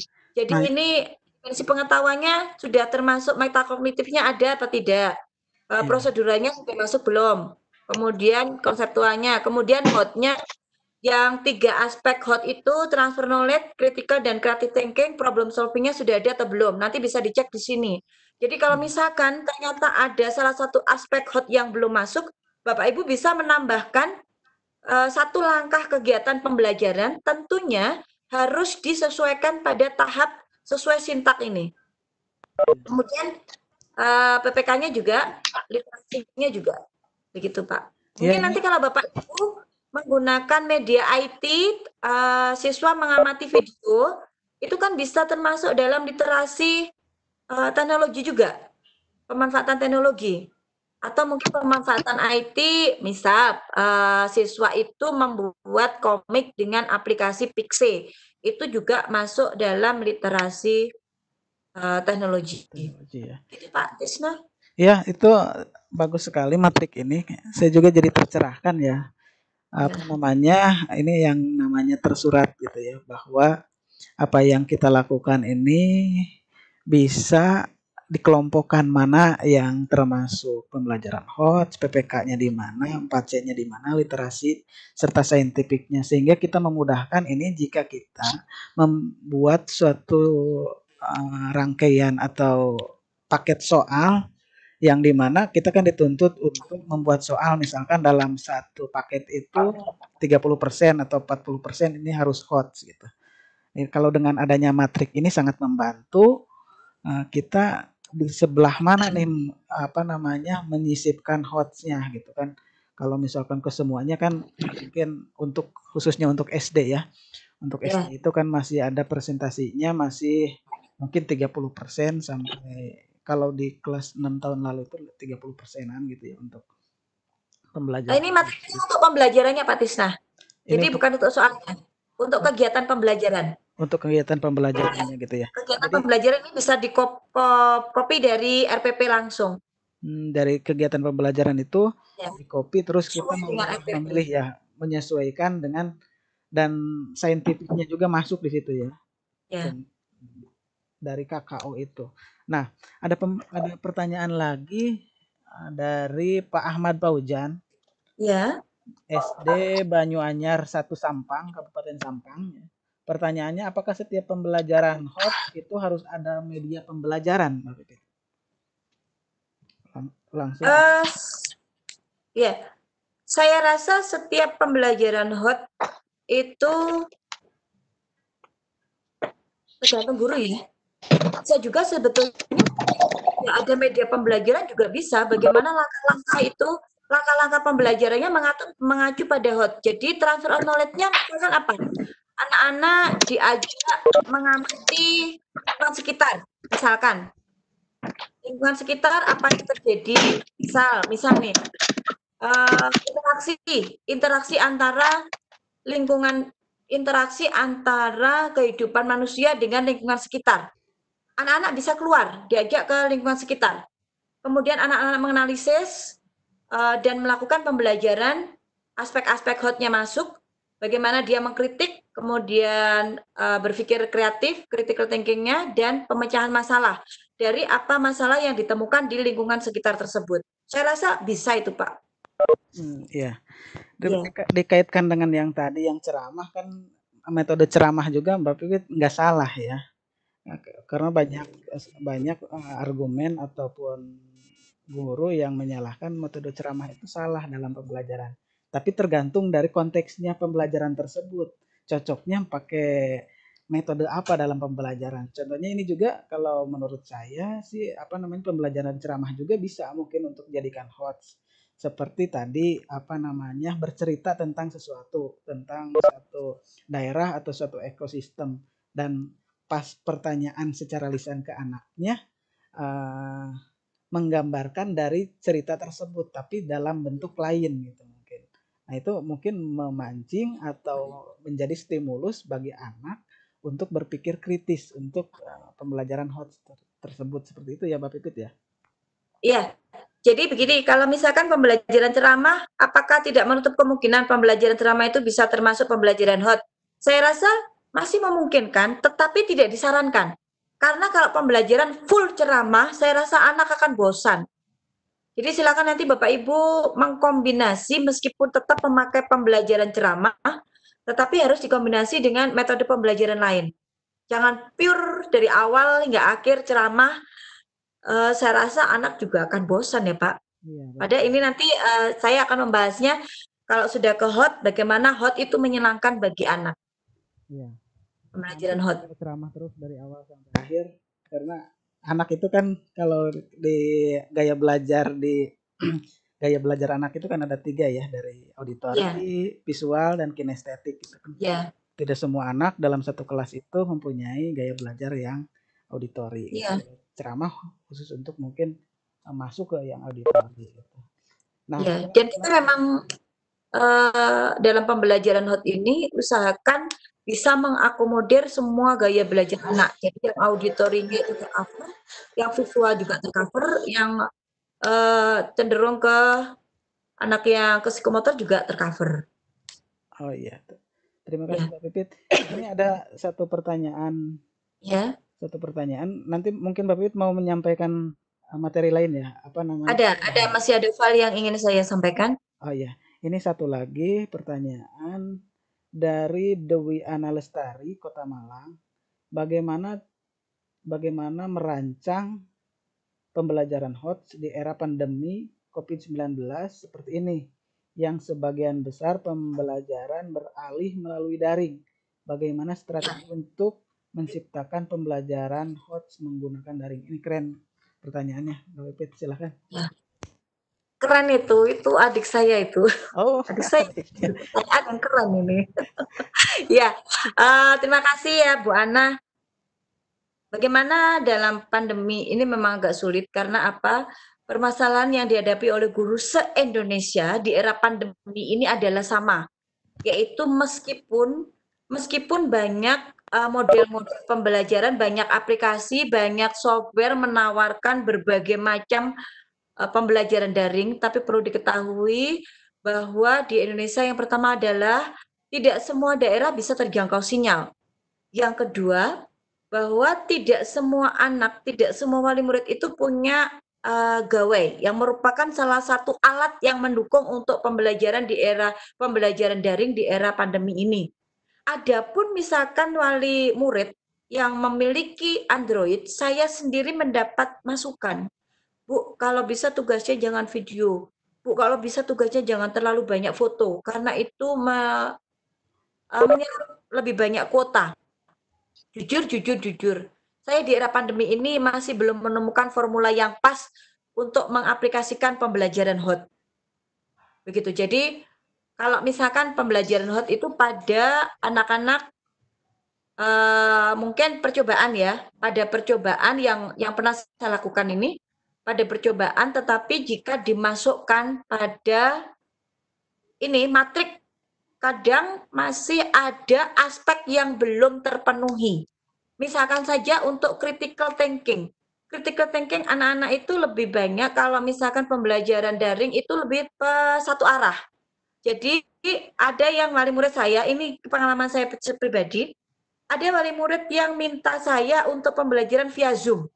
Saya khawatir karena kondisi siswa bermacam-macam, ada yang tidak punya Android, khawatir saya karena memang kondisi ekonominya ada yang pedagang, mohon maaf, ada yang ekonominya juga pas-pasan, apalagi terdampak pandemi. Khawatir saya nanti kalau Zoom, kemudian anaknya menuntut orang tuanya untuk membeli Android, itu saya juga mikir. Itu, mohon maaf, Bu Dwi Ana, nanti bisa kita diskusikan. Mungkin ada teman-teman di sini yang sudah dari paparan saya tadi mungkin baru sadar, oh ternyata pembelajaran yang saya lakukan daring di era pandemi ini sudah termasuk pembelajaran HOT, begitu. Terutama untuk pembelajaran satu arah, itu yang sulit tercapai adalah critical thinking-nya anak-anak. Kalau transfer knowledge-nya masih bisa, problem solving-nya masih bisa. Critical thinking itu bisa, tapi agak sulit, begitu. Begitu Pak Tisna. Iya, terima kasih. Maaf, ya ini saya memang belum bisa menjawab lebih dalam karena juga saya masih belum menemukan formula yang pas bagaimana pembelajaran HOT di era pandemi ini karena beberapa rintangan, hambatan, terutama untuk terkait kepemilikan Android dan terbatasnya pulsa atau kuota dari wali murid. Iya, terima kasih Mbak Pipit. Ya betul sekali, kita ini harus mengerti ya tentang keadaan di masa pandemi ini, tentang pembelajaran yang dilaksanakan secara daring gitu. Betul tadi kayak Mbak Pipit, saya juga tidak menuntut anak harus pakai video atau foto, mengirimkan foto atau Zoom atau pakai Google Meet dan yang lainnya gitu. Bahkan yang ada yang ngirim apa namanya tugasnya sore sampai malam tidak dibatasi karena kita kan dituntut guru itu tidak memaksa ya, tidak memaksa anak. Kita tidak tahu bahwa keadaan orang tuanya atau di rumahnya itu seperti apa karena berbeda-beda ekonomi dan lainnya. Apalagi ini pembelajaran HOTS mungkin bisa dilaksanakan apa namanya ya seadanya mungkin gitu ya, semampu guru tersebut. Pembelajaran HOTS-nya sejauh mana dipelajari di rumah gitu. Apalagi nanti apa namanya, ini peran guru ya. Peran guru itu benar-benar di sini diuji bahwa peran guru itu tidak bisa digantikan secanggih apapun teknologinya. Karena pembelajarannya hanya satu arah gitu. Tidak ada Iya. emosi yang apa namanya, yang transfer ke anak secara pembelajaran gitu, seperti itu. Mungkin untuk Kalau pembelajaran mungkin nanti dua arah, misalkan lewat Zoom itu kemungkinan besar masih bisa Pak Tisna. Tapi kalau satu arah lewat WA, lewat kirim video itu sulit sekali. Kalau via Zoom masih bisa. Jadi guru itu memberikan instruksi dan anak langsung memberikan respon itu saya rasa masih bisa. ya secara tanya jawab gitu, secara lisan atau secara Iya. seperti itu ya, dua arah. Nah, mungkin Bapak Pipit sebelum ke pertanyaan selanjutnya, silakan ada yang mau disampaikan lagi tentang paparan selanjutnya. Ya, ini adalah yang terpenting. Bagaimana membuat desain pembelajaran HOT. Kelihatan Mbak Tisna? Kelihatan ya? Kelihatan jelas. Mungkin teman-teman yang memakai handphone agak kecil bisa berpindah memakai laptop. Jadi contohnya seperti ini, format analisis KD.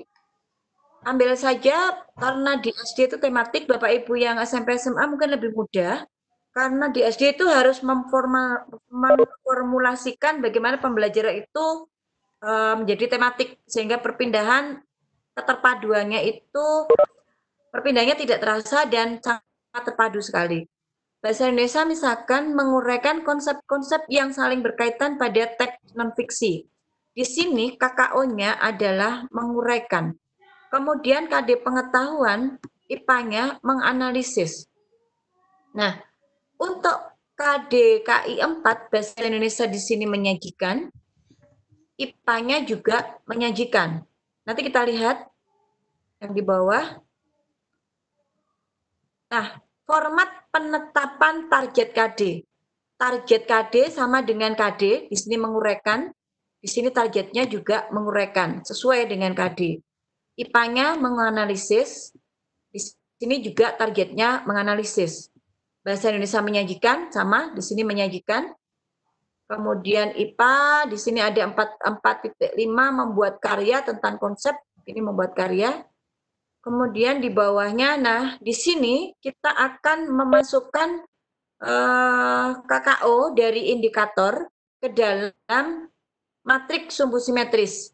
Jadi kalau di tingkat KKO C4 kita menguraikan, sebelum siswa mampu menguraikan indikatornya apa saja, atau sebentar, ini kepencet ya?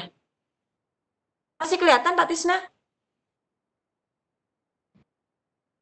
Halo? Kepencet kayaknya. Nah, masuk lagi. Ya, mohon maaf.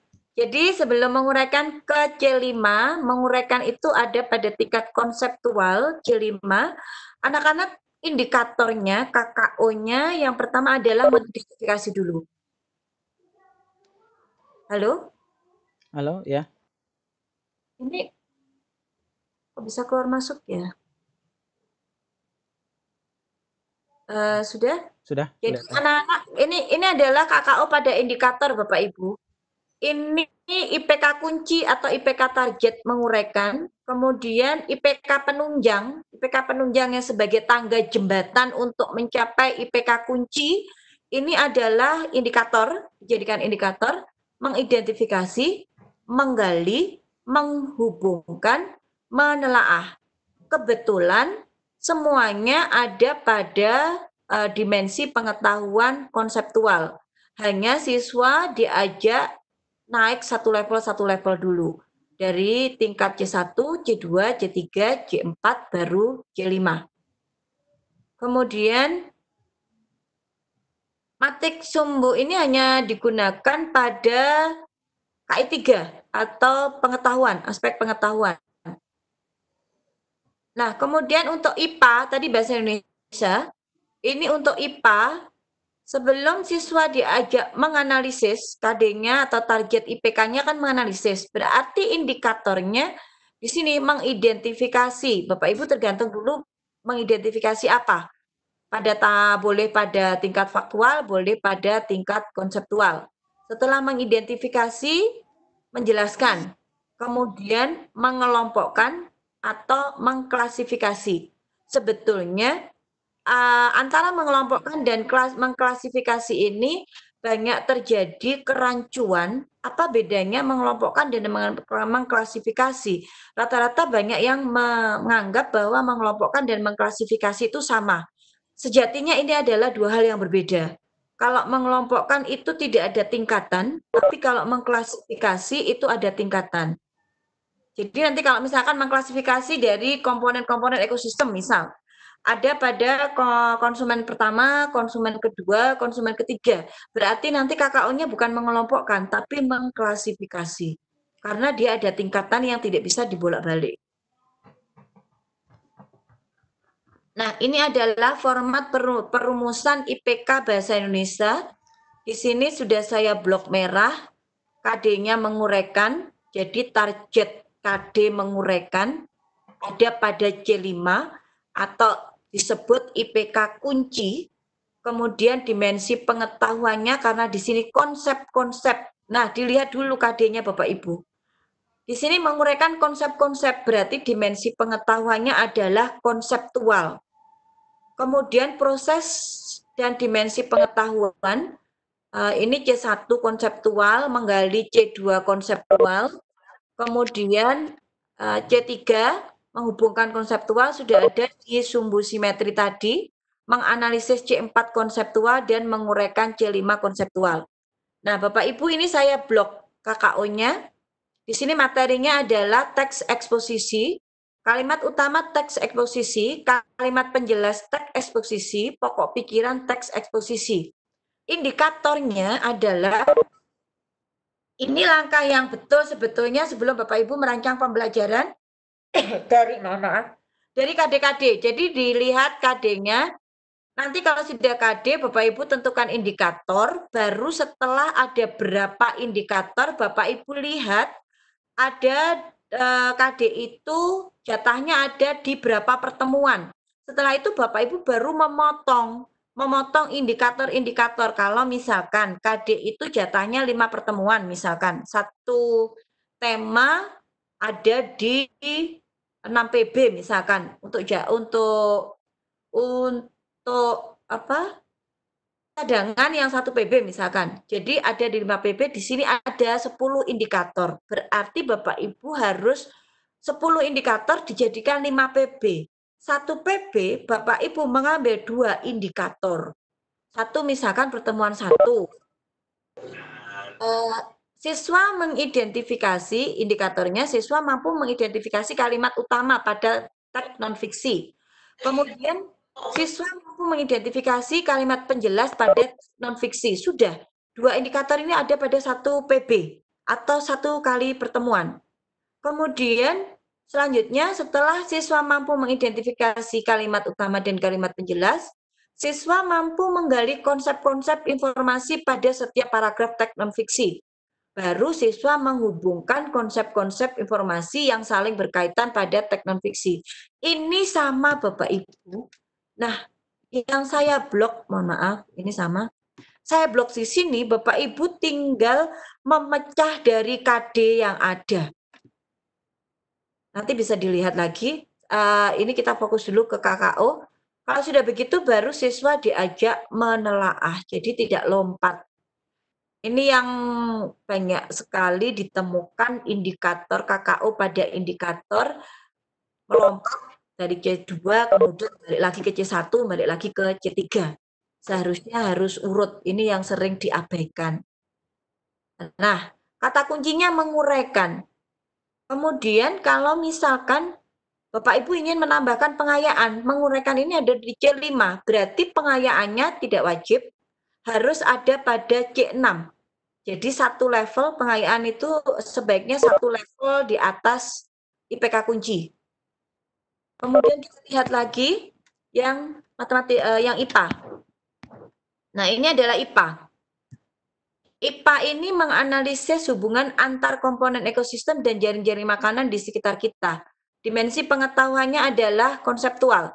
Proses berpikirnya C1 konseptual, mengidentifikasi, menjelaskan C2 konseptual, mengelompokkan C3 konseptual, mengklasifikasi C3 konseptual, menganalisis C4 konseptual, dan menguraikan C5 konseptual.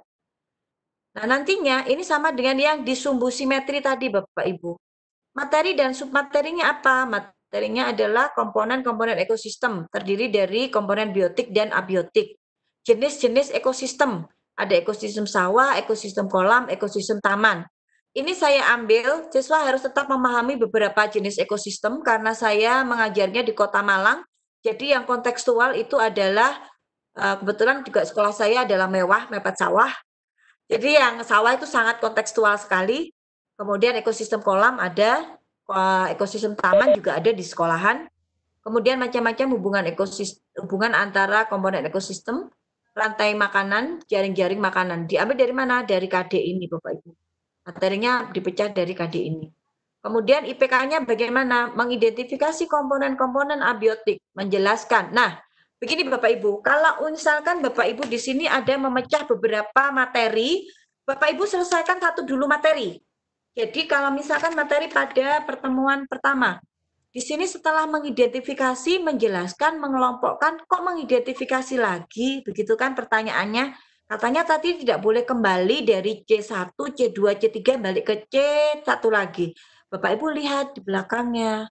Nah, pada C1, C2, C3 yang pertama, mungkin ini jadi satu PB, materinya adalah komponen-komponen biotik dan abiotik dalam ekosistem. Gitu. Kemudian PB selanjutnya, indikatornya mengidentifikasi, menjelaskan di sini tidak ada mengelompokkan jenis-jenis ekosistem. Di sini sudah ganti materi. Nah, ini yang perlu dipahami. Kalau tadi yang pertama, PB pertama, komponen-komponen abiotik dan biotik dalam ekosistem di lingkungan sekitar, Bapak Ibu boleh balik lagi asal pecahan materi atau bagian dari materi KD ini lain, nanti baru sambungannya ada di belakang.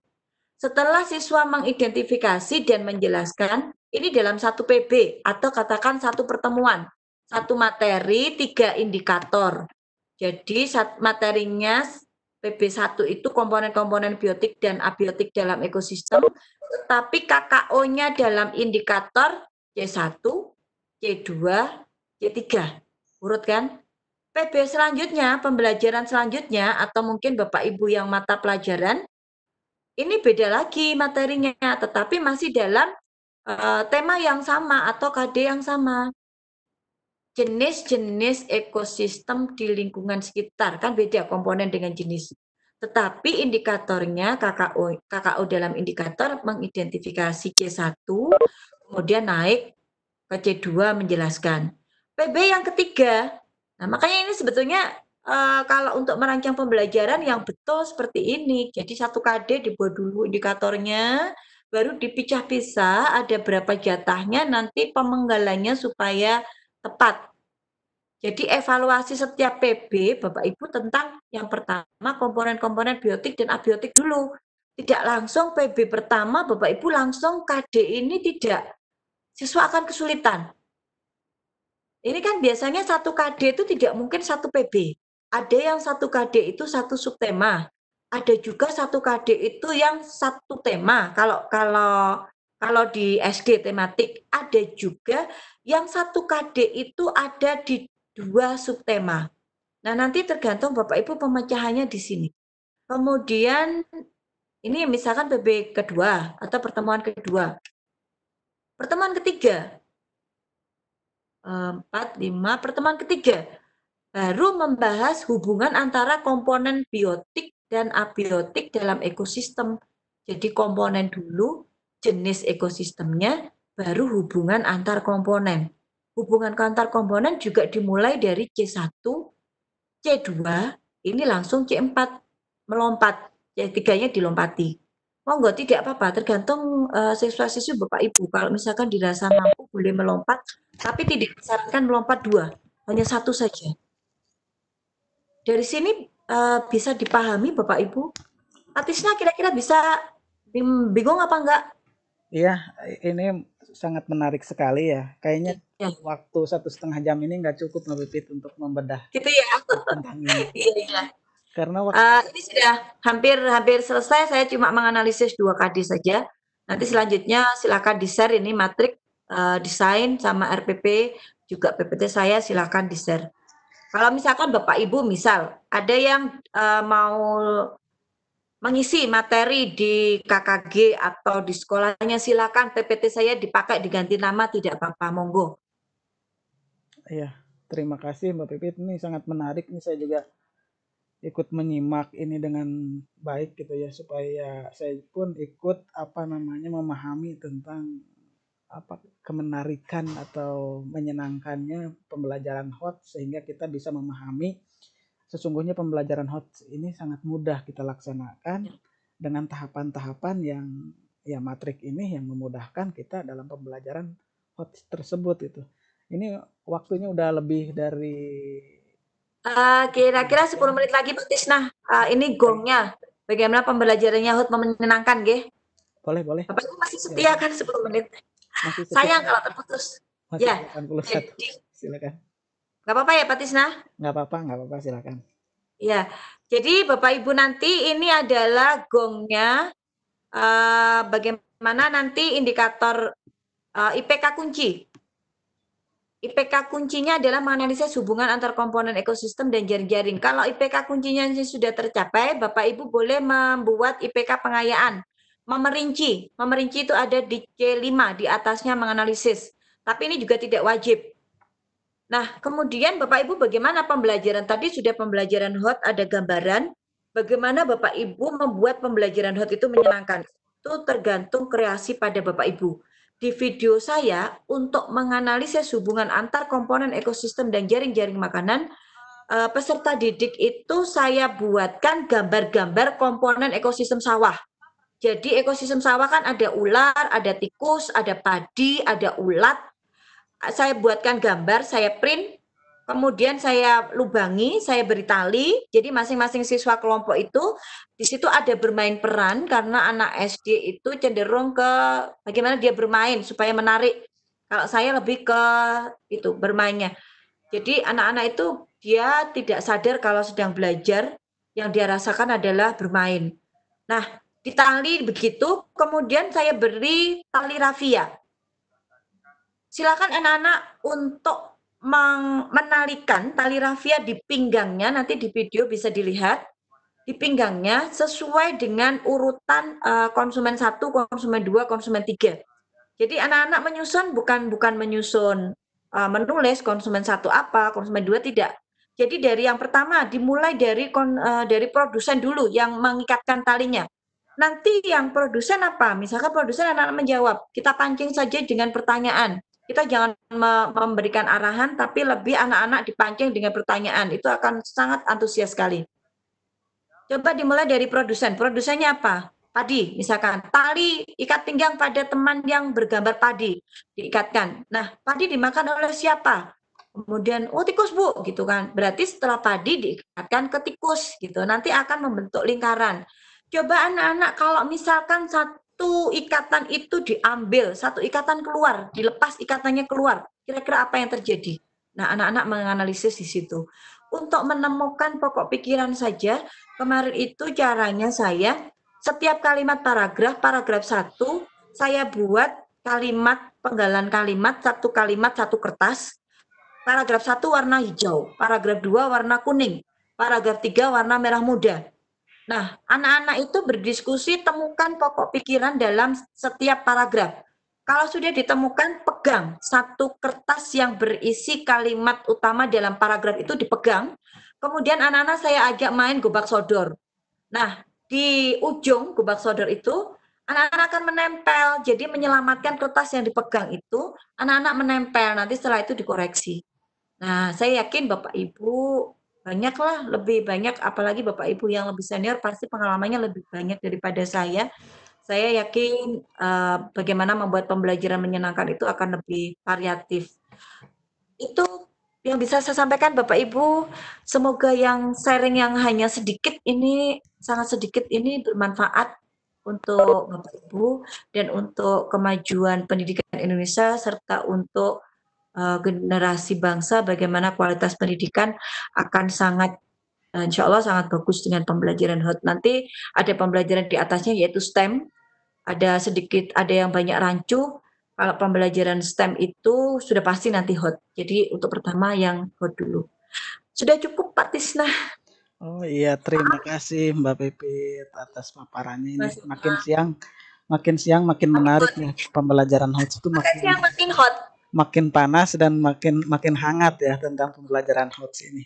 Kayaknya Bapak Ibu semua termasuk saya juga nggak puas nih materi HOT di pembelajar disampaikan 1,5 jam, perlu tindak lanjut selanjutnya nih. Mudah-mudahan Mbak Pipit nggak bosen ya, kami dari yayasan untuk mengundang Mbak Nanti Pipit. lebih jelasnya bisa lihat video di YouTube Pak Tisna. Yang YouTube yang tadi ya. Oke. Terima kasih Mbak Pipit atas waktunya, mungkin karena sebentar lagi adzan ya. Sebentar lagi adzan, udah membersamai kita semua guru-guru hebat ya se-Nusantara, dari Sabang sampai Merauke, dan ada dari Malaysia juga yang guru hebat, guru pembelajar ya. Karena itu selain mengajar, kita harus juga belajar supaya terus mengupdate ilmu kita, sehingga untuk kemajuan tadi yang disampaikan Mbak Pipit, kemajuan pendidikan Indonesia, mencerdaskan kehidupan bangsa. Ini sangat menarik topiknya, dan banyak sekali yang mengapresiasi ke Mbak Pipit ini tentang matriknya sangat keren, matriknya luar biasa katanya. Mohon di-share nanti, mungkin tadi udah dapat izin dari Mbak Pipit ya, nanti akan share ke grup yang sudah ada, dan nanti saya juga akan men-share sertifikat ya yang akan disesuaikan dengan kehadiran pada hari ini gitu ya. Terima kasih Mbak Pipit, mudah-mudahan ilmunya bermanfaat dan Mbak Pipit juga sehat selalu, diberikan rezeki yang melimpah oleh Allah Subhanahu wa taala. Jangan bosan-bosan untuk berbagi. Mudah-mudahan di bulan puasa ini kehidupan kita makin berkah. Allah Subhanahu wa taala memberikan kesehatan ya, dijauhkan kita dari COVID-19 ini. Terima kasih Mbak Pipit. Mungkin mau ada closing statement yang akan disampaikan dari Mbak Pipit, saya persilakan.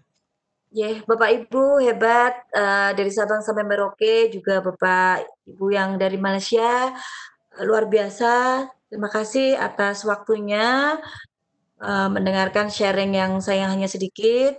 Semoga bermanfaat. Apabila ada tutur kata maupun sikap ataupun materi penyampaian saya ada yang kurang berkenan, mohon setulus-tulusnya dimaafkan dan dilupakan serta dibuang. Silakan ambil yang bermanfaat saja. Terima kasih. Wassalamualaikum warahmatullahi wabarakatuh. Waalaikumsalam warahmatullahi wabarakatuh. Kami mengucapkan terima kasih banyak yang sebesar-besarnya kepada Mbak Pipit telah sharing pada siang hari ini. Dan kita, mari Bapak Ibu semua, sebelum kita tutup acara ini, kita bacakan hamdalah bersama-sama.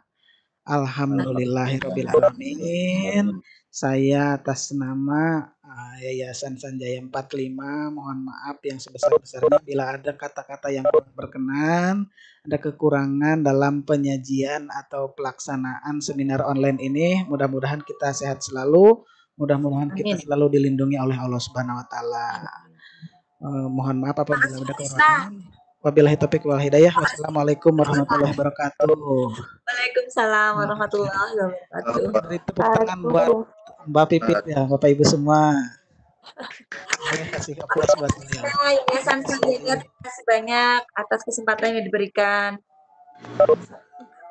Sama Bapak Ibu, nanti saya kirim materinya ya lewat grup, dan matrik yang tadi serta sertifikat nanti saya kirim.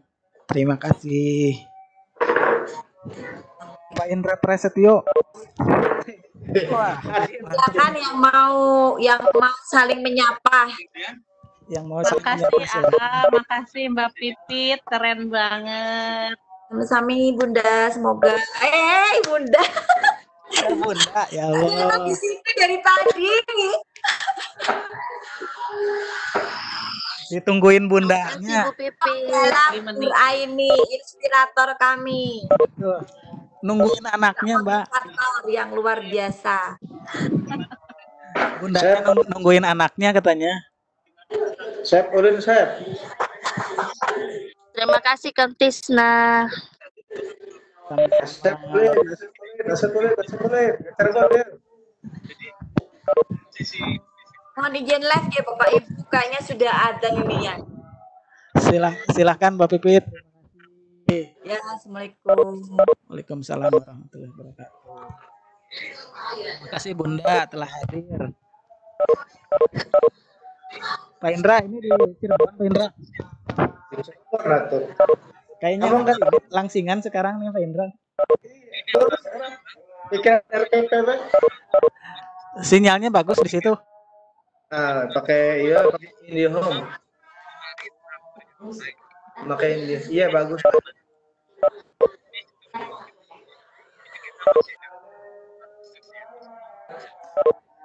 Silahkan Bapak Ibu kalau mau live. Hari Kang Asep di mana? Di Jakarta. Pulang. Nggak bisa mudik nih, PSBB. Pemajikan orang bisa pulang, Oh gitu.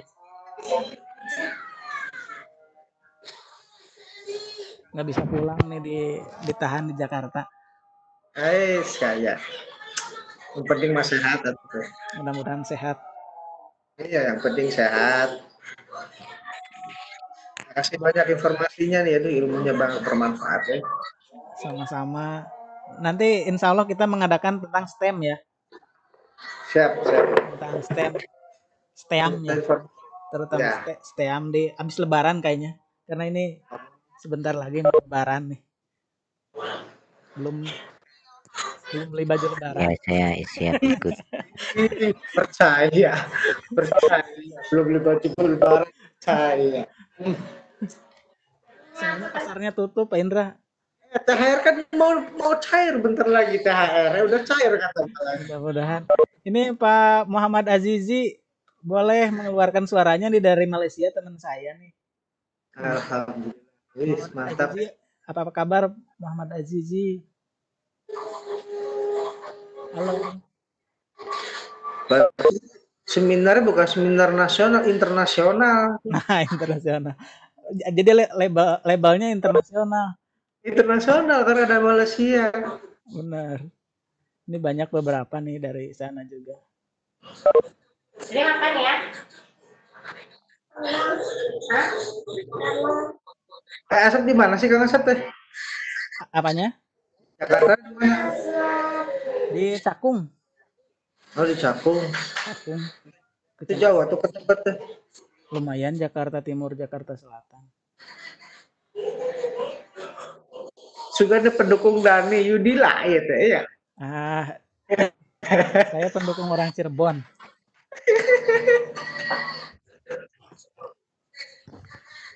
Kemarin jadi nggak? Jadi apa? Acara di kampus.